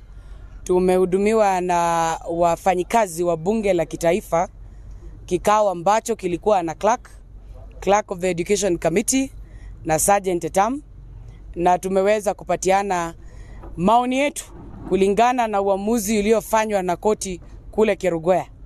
Walivyosema public participation iweze kurudiwa na ifanyiwe katika eneo la bunge. Na mimi kama mpiga kura wa county ya Laikipia East constituency, nimekuja kufanya kazi yangu. Isikue tu nilisema mlima isiguzwe, lakini siku ya kiama sijapatikana. Niko na nimezidikishwa na marafiki zangu, na tumerudisha form zetu, or what we call the template ya public participation, clearly indicating that we are not in agreement with the proposal to remove the deputy president from the office of the second in command in the Republic of Kenya. Nimeangalia ile fomu na bunge in their wisdom. Let me say, as a former member of parliament, we do not yet have a fully backed act a public participation. I hear sheria ya public participation bado imelara kule kwa corridors za bunge. Sijui kama inazunguka hiyo ofisi ya Kimani wa Ishongwa ikirokota vumbi huko. But let me remind ourselves and Kenyans that our courts wamekuwa wakifanya uamuzi kuhusu mambo ya public participation. Kila mtu anaongea maneno yake, lakini hatujakuwa na sheria ambayo ni standard, ambayo itaweza kujua kama we have quality and standard public participation. The constitution is silent in matters public participation, but I believe parliament in their own wisdom wakaamua this time they want to be very curative because of a ruling that was done when Governor Wambora was the governor for Embu on matters to do with public participation. For the record, let me note that the form that I have submitted today and Kenyans are submitting today, they are not serialized. And that the form that I returned, that template ya public participation, haijapigwa receive, haijapigwa muhuri, it has not been stamped, that is fully received. Kwa hivyo vile makarani wa bunge watafanya na hiyo form is up to them, and we'll meet at the courts. I'm here to see whether the process is duly filled. If you submit your letter to courts, any clerk, whether it's a clerk of the National Assembly, the form inapigwa muhuri ya kuhakikisha imerisiviwa. Hata OB ukiwekwa ndani inapigwa muhuri ya kirauni ya serikali. Number 3, it is the time that you are given by Parliament to conduct public participation as anticipated kwa sheria ya kutoa governor ama deputy governor or any state officer. This one, the role of public participation has been one that has been so rushed that the members of the public were not ready. They were working days, and today being a Saturday, a market day, and when members, Christians especially, who are busy preparing to go to church tomorrow, wako na watoto nyumbani wakikibizana na Sabato. So I want to say that for the record, let Kenyans know and our courts know that the time we were given for public participation, Parliament stopped its business for the entire weekend so that they give us room to do what you are doing.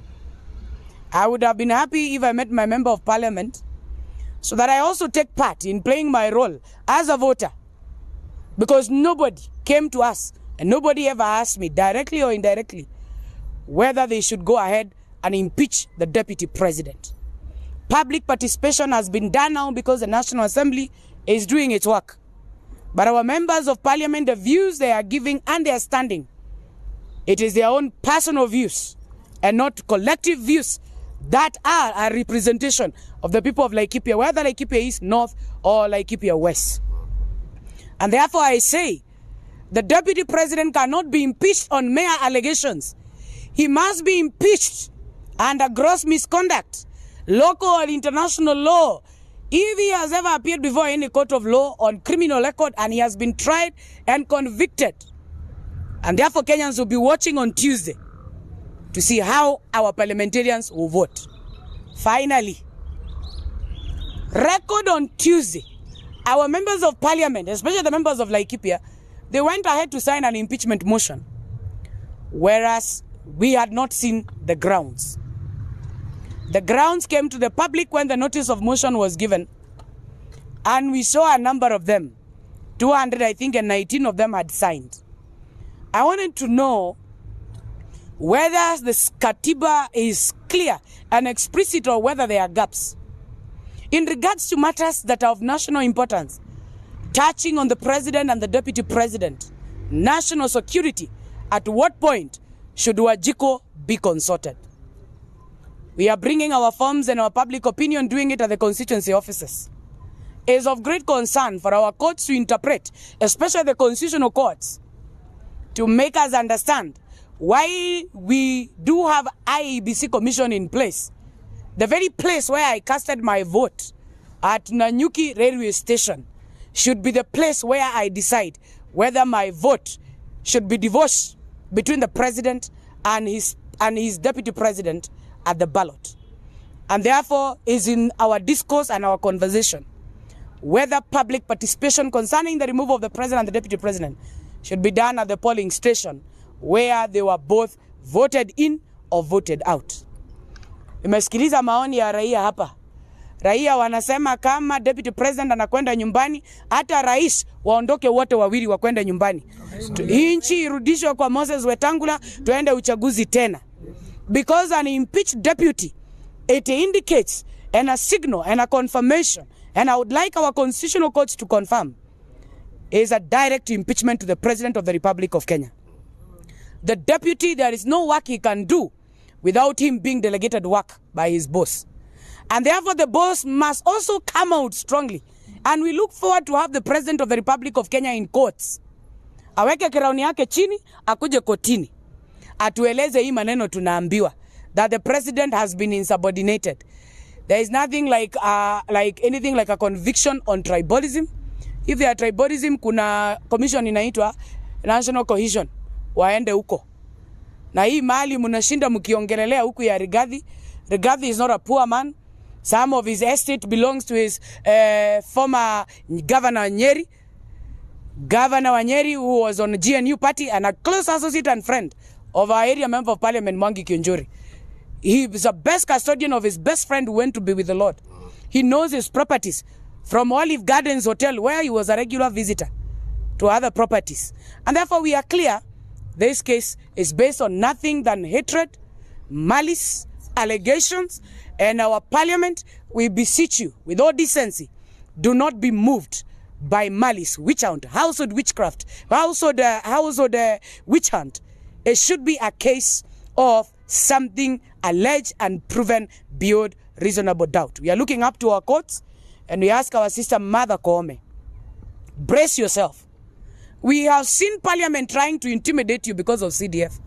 We want you to stand tall in our judiciary and know that it is our parliamentarians who are doing this economical sabotage, political sabotage, and social sabotage. The people of Kenya are suffering. And the people of Kenya, they know their savior is no longer parliament. Their savior is Jehovah himself and our courts. We pray for you to do your work. And I know you are not moved by feelings. You are not moved by malice. You are not moved by likes or dislike. I pray that you stand up to make sure Kenya stands on its feet when our parliament fails us. We are ready for Tuesday. We will appear in parliament, do what we do best. And our candidate is very ready. He has been doing his homework with a battalion of lawyers who you will see. And there are no joke. There are people who know their job and who are seasoned. And we will prove to this country that indeed the President of the Republic of Kenya, himself and his friends, himself and his few friends around him, both in business and those who are his PAs and his associates, and even those who are working for him, they have a problem with Rigathi Gachagua because Rigathi Gachagua is a truthful man. Kwa hivyo naungana na Kenya kusema kufa dereva, kufa makanga. Na kama munasema Rigathi ni mbaya, kiongozi wake na anayeongoza hii taifa la Kenya ajiite mkutano kabla ya Tuesday, ajue ya kwamba a vote of impeachment to his deputy is a direct impeachment to his presidency and his regime. Asanteni. Thank you. Our guest is in the studio. He is Senator Okiya Omtatah, the senator for Busia County. He's here. Senator, good morning. Good morning. Good to see you again. Thank you. Very well. Thank you very much for joining us. Senator from Busia, not senator for Busia. I'm a senator for Kenya. I'm a senator from Busia. Senator of Kenya, elected by the people of Busia. There's no senator for Busia. Okay. It's not the county senator. No, there's no senator for Busia. I'm a senator from Busia. Okay. Yeah, just like... What does the speaker call you? Member for, senator for? Busia County. Yes. That's a mistake they make, but I'm not a senator for Busia. You're the senator from Busia. I did not take an oath with the word Busia in my oath. But you came here on account of the I was elected by Busia, of the people from the Busia. national government. Yes. I'm a senator of the Republic of Kenya. Yes. Elected by the people of Busia. Okay. But I'm not a senator for Busia. You're the senator from Busia. From Busia, yes. Sawa. Senator from Busia, Okiya Omtatah. Thank you very much for joining us. Our friend Siti is away for this week. Okay. He has taken leave. But he left us with the proverbs for the week. And he told us this week the proverbs will be from Libya. There's still now this confusion. There are people who started saying that Libya has two capitals, Tripoli and Benghazi. No, Libya still has one capital, Tripoli, right? We'll go with Tripoli. We'll go with Tripoli. The proverb, and listen to it and then give us your interpretation. The naked man in the caravan has peace of mind. He whose covering belongs to others is uncovered. The naked man in the caravan has peace of mind. He who has covering that belongs to others is uncovered. Yeah, it is true, because I think it refers to autonomy. Once you have autonomy, and you live and if you read some of these people who talk about revolutions, they have always come and classify them and say the weakest group for revolutionaries is the students. Just close the college and the revolution is over. The workers just deny them a salary and the revolution is over. But the peasant, if he buys into the revolution, you have no tools against them. That's when you have a strong army, when you have the peasants on your side. And the peasants are just naked people in the wagon. Yeah. Because they don't depend on anybody else. But if you have borrowed suits and what have you, if you are borrowing, you are dependent on others, then you are basically a slave. If you're on somebody else's platform. Yeah, basically a slave. It's a very good one. Thank you very much. We saw you last week among the senators who were sitting in the sessions when the Cabinet Secretary for Roads and Transport, Davis Chirchir, appeared before the Senate. Yes, indeed. And the Senate had invited him to come and shed light on the JKIA and its plans to engage with a private investor on matters, with the Kenya Airports Authority, with a private investor from India on matters of JKIA. Now, many questions have emerged out of this. Let's start with the known, then we go to what came out from your sessions with the CS last week to what remains unknown. What is known is that for a number of years, the question of expansion and modernization of the Jomo Kenyatta International Airport, among other airports, has been in conversation in government and in the public for a number of years. What is also known is that even the JKIA itself, in 2014, a program had been launched to expand JKIA, the Greenfields project, which was later cancelled.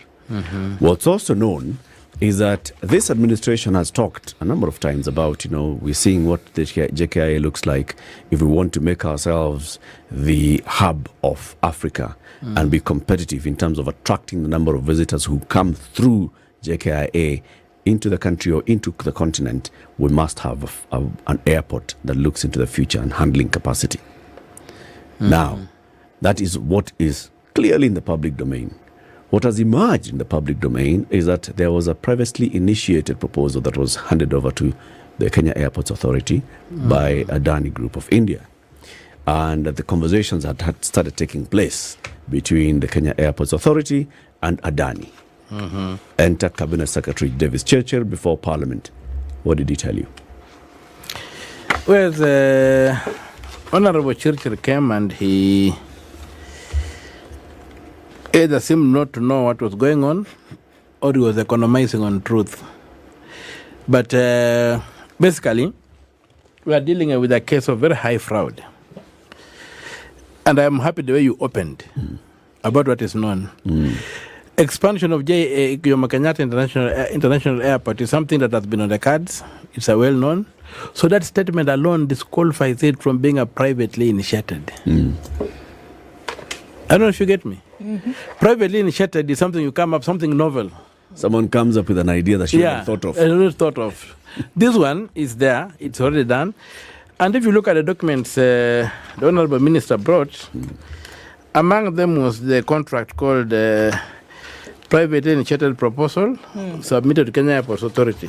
If you look at this contract, this is a proposal, it has two very interesting things that are anybody looking out for. The first thing is here. At the strictly private and confidential. Okay. This is a proposal you are making to a public body, to the management. So if it is strictly private and confidential, who will look at it? So that restriction on this that statement is the first point that we are dealing with something that's not good, because the government is supposed to be transparent. KIA is an open body. They have to form a committee to look at it. You have highly, strictly private and confidential. So which individual is this that is being addressed in this privately, strict and confidential? It's the receiving entity, KAA. It can't receive a document like this. It's a public body. Is it possible, Senator, that what they're trying to safeguard here is KAA sharing this with another private entity? For example, saying, you know what, we have these are our thoughts on this, and we'd like this to remain between us and you. There could be a non-disclosure agreement. Yes. Non-disclosure agreements and private and confidential are two different things. Private to who? To a public body. Yeah. So by dint of it being called a private, confidential, strictly so, it is clear that you do not want this information to be shared with anybody else, save for the person it has been addressed to. So who was it? Who was this man that was being addressed? Number two, if you look at the cover, there's the logo of KAA.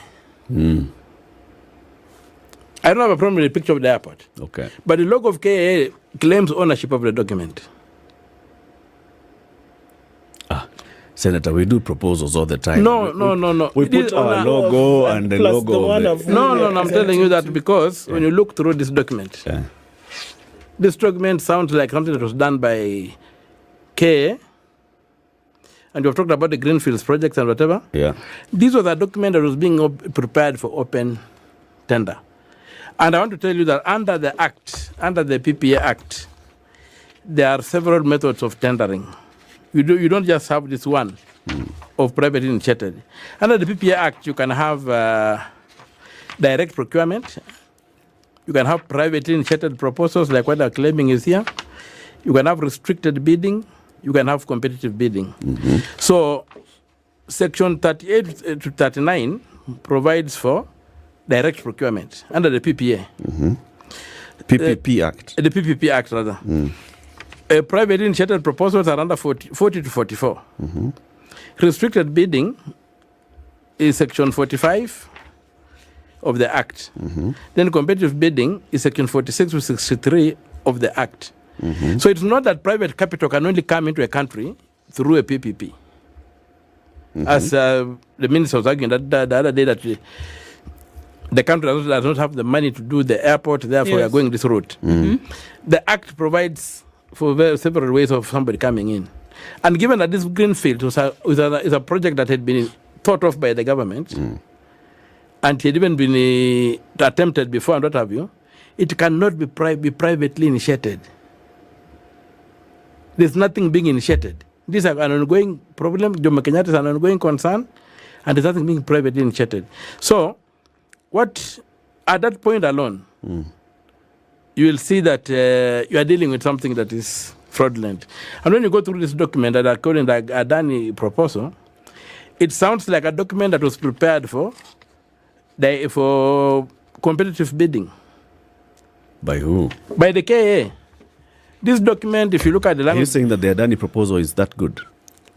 I'm saying that the Adani proposal, because if you look at it, a PPA is supposed to be totally complete. PPP. The PPP is supposed to be a totally complete document with no additions and whatever.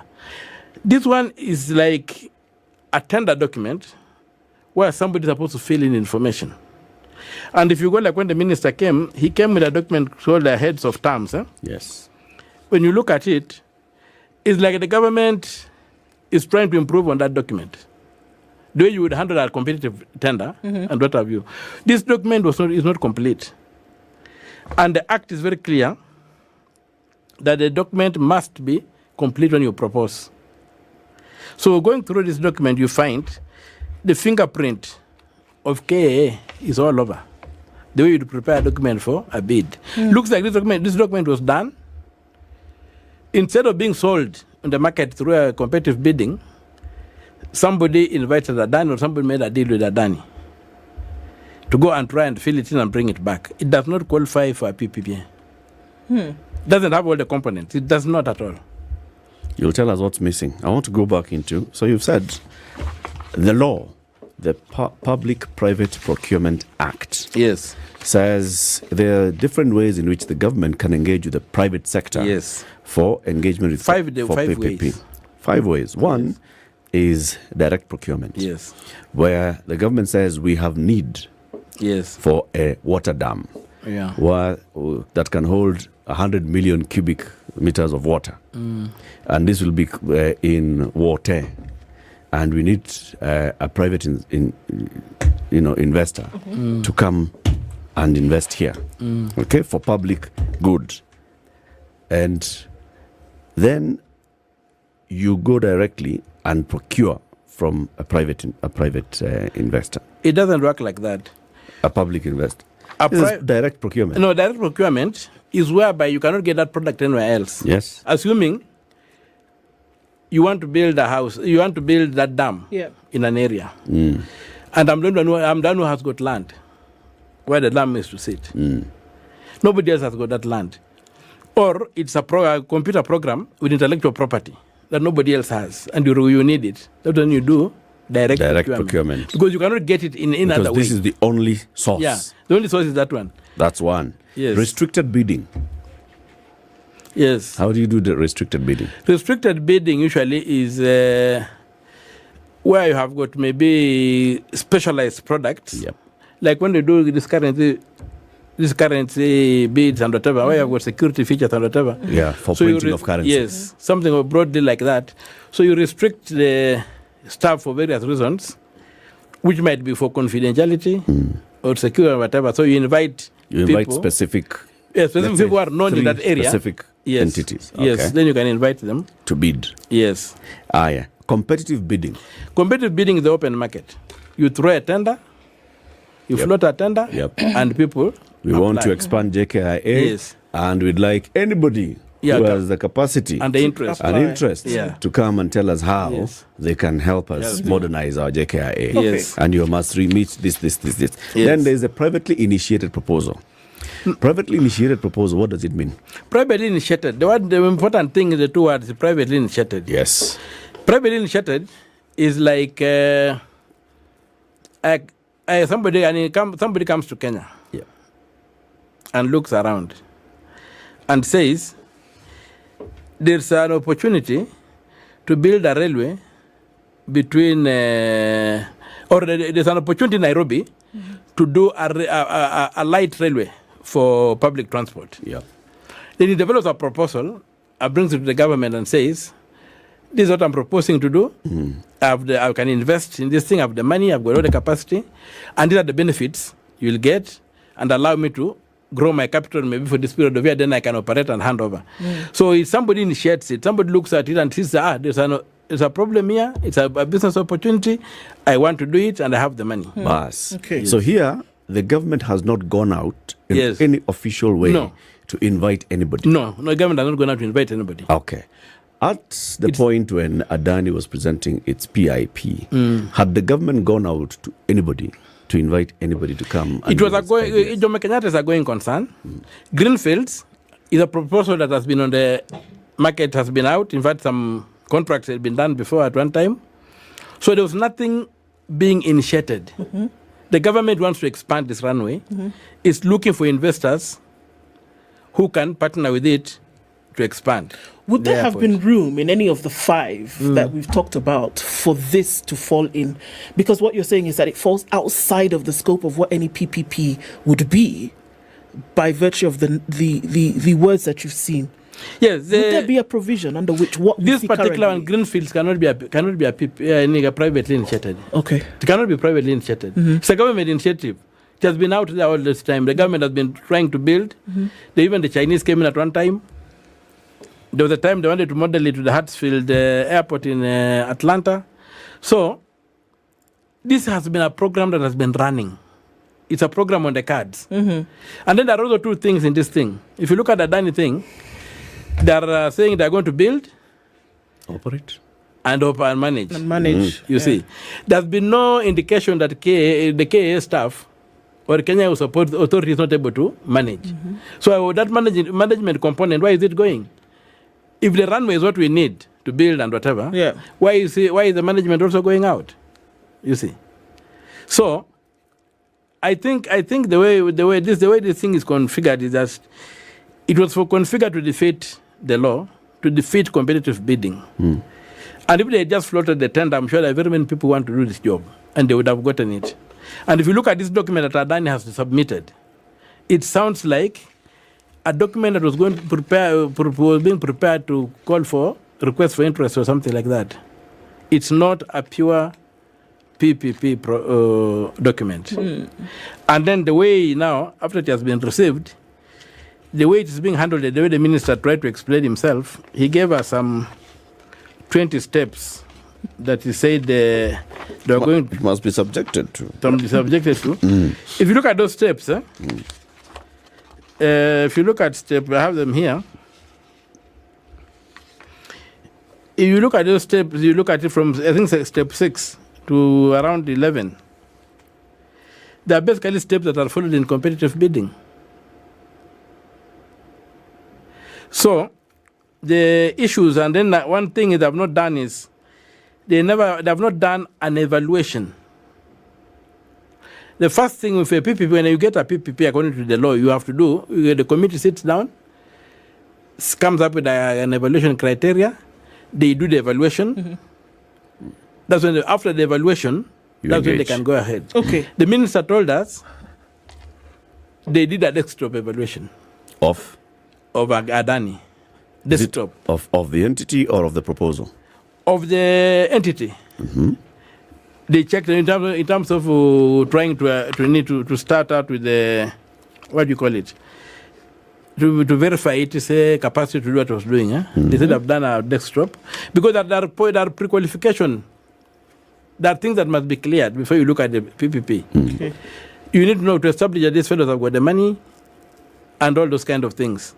And there's requirements that for somebody to declare the benefits that will accrue to the Kenyan people and staff. So when you go through this document, and if you look at even the way the minister answered and the steps are giving us, it's like now the government of Kenya is trying to input into that PIP,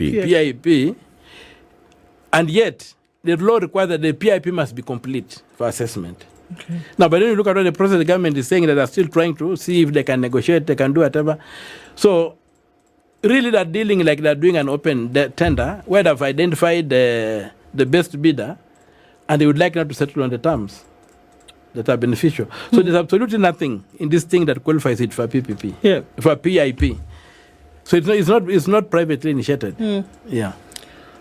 Are we saying that, and especially when the CS was in Parliament last week, and asking, or rather answering questions about this particular bid that you spoke of. It should be competitive. Were there other options in terms of folks that they could have considered to do this? Or were there other people, were there other organizations, other companies that they would have considered to do this work? Or did it seem as though it was designed for Adani to do it from the beginning? Well, I don't think it was designed for Adani to do it from the beginning, but somewhere, because when you read this document the minister brought, as I've just said, they were preparing a document to call for interest and stuff like that. Then along the way, it was hijacked and given to Adani. And that's why it is, for me, falling outside the PPP protocol. The government should have used competitive bidding in this particular case, because there is nothing unique about building airports in terms of industry. So many companies do it. They should have done an expression, they should have floated the tender and let everybody compete for it, instead of doing these things under the table. Senator, we take a break. When you come back, a couple of things that we'd like to hear from you. Number one, whether you asked the minister the steps that have been taken since 2014, when the first real initiative to expand JKIA through Greenfields started. Has Kenya Airports Authority done anything else since then, in terms of formally saying we are floating an expression of interest on the matter of expansion of the Jomo Kenyatta International Airport, whether it's inviting any consultants to come and help them with just an analysis of what's needed, whether it's taking a cabinet memo to cabinet and saying this is what KAA is proposing through the Ministry of Roads and Transport, and the cabinet then saying, yes, we look at it and we see the program and the implementation is on point, and cabinet passing it. All those steps, whether there were those steps that have been taken, and at what point the PIP landed, and since the PIP landed at KAA's desk, what then happened? Because then it's clear, it would be important for us to know the procedure and the steps being taken here. Our guest this morning is the senator from Busia County, Okiya Omtata, senator in the Senate of the Republic of Kenya. Keep it here. We'll be back shortly. We are discussing the expansion of JKIA, the Adani deal. Cabinet Secretary for Roads and Transport Davis Chirchir appeared before the Senate last week. Okiya Omtata was among those who were interrogating the CS. So, Senator, before Adani came with its proposal, what had the Kenya Airports Authority done? I think there have been a lot of things that have been going on about the airport, including the attempt that Parliament started under the Uhuru administration to have Kenya Airways take over the airport. That was started. So this is something that has been there on the cards, and that's why I'm telling you it is something that cannot be. It's not privately initiated. There's nothing being initiated. It's a public project that is looking for funding. What that are looking for is for funding. If you are looking for funding, you open a tender and do it competitively, and people come.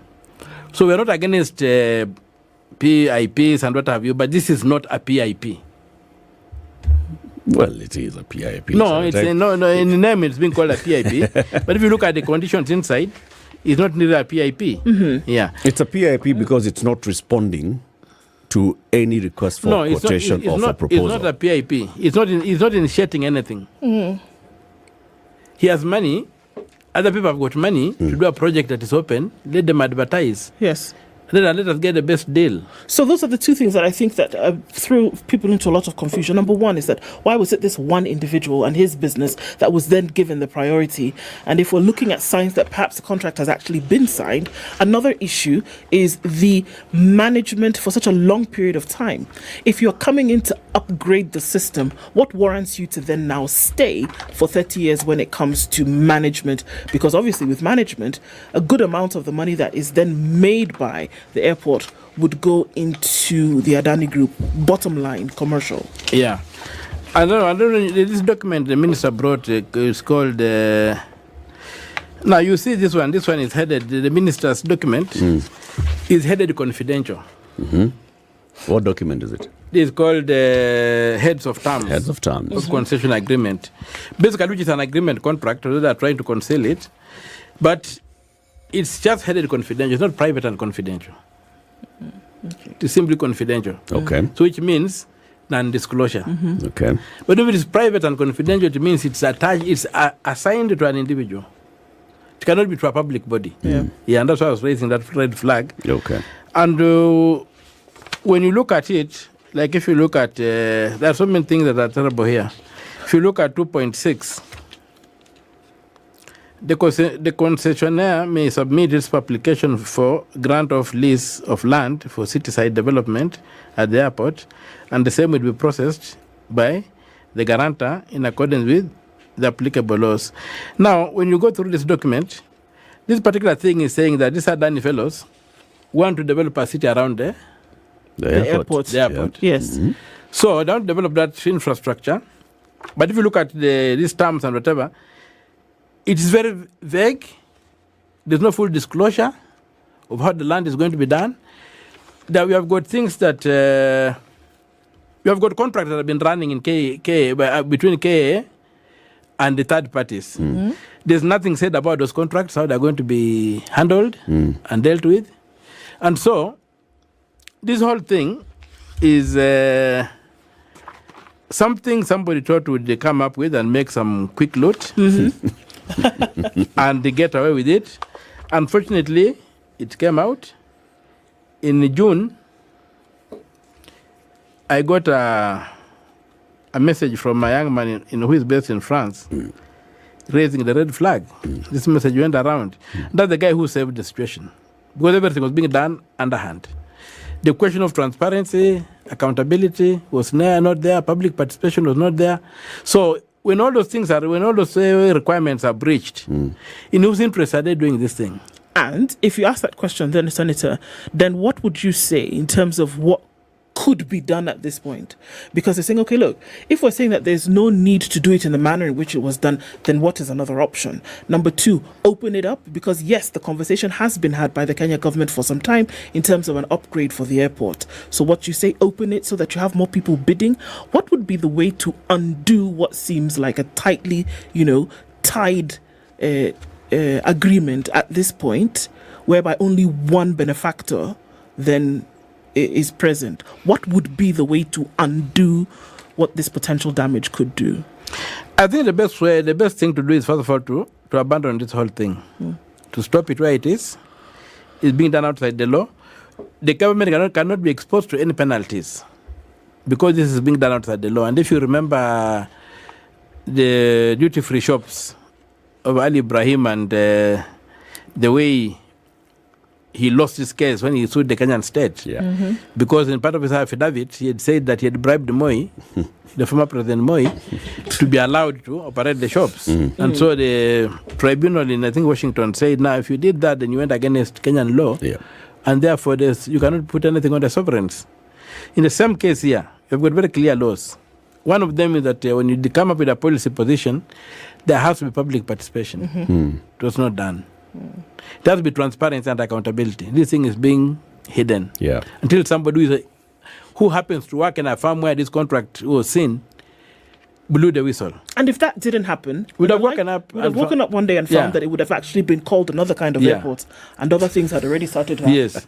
Is it not? It's like the that. name would have been changed. Senator, we would have been moved on to something else. Please give me the document that had steps, not the heads of terms one. The one that the CS gave you with the steps that were to be taken before a formal signing of a contract. Because I just want to go through the steps. When a proposal is brought and what was then supposed to happen, there are several steps, and you're saying there are 20 steps. One, the contracting authority, now we're going to call it here KAA. KAA receives the privately initiated investment proposal. The private party pays a non-refundable review fee of 50,000 USD. KAA conducts initial review of the proposal against key parameters under the PPA Act, including affordability and value for money. The PPP Directorate sets up evaluation committee, including relevant government agencies. The technical committee of the PPP assesses the evaluation report. The committee approves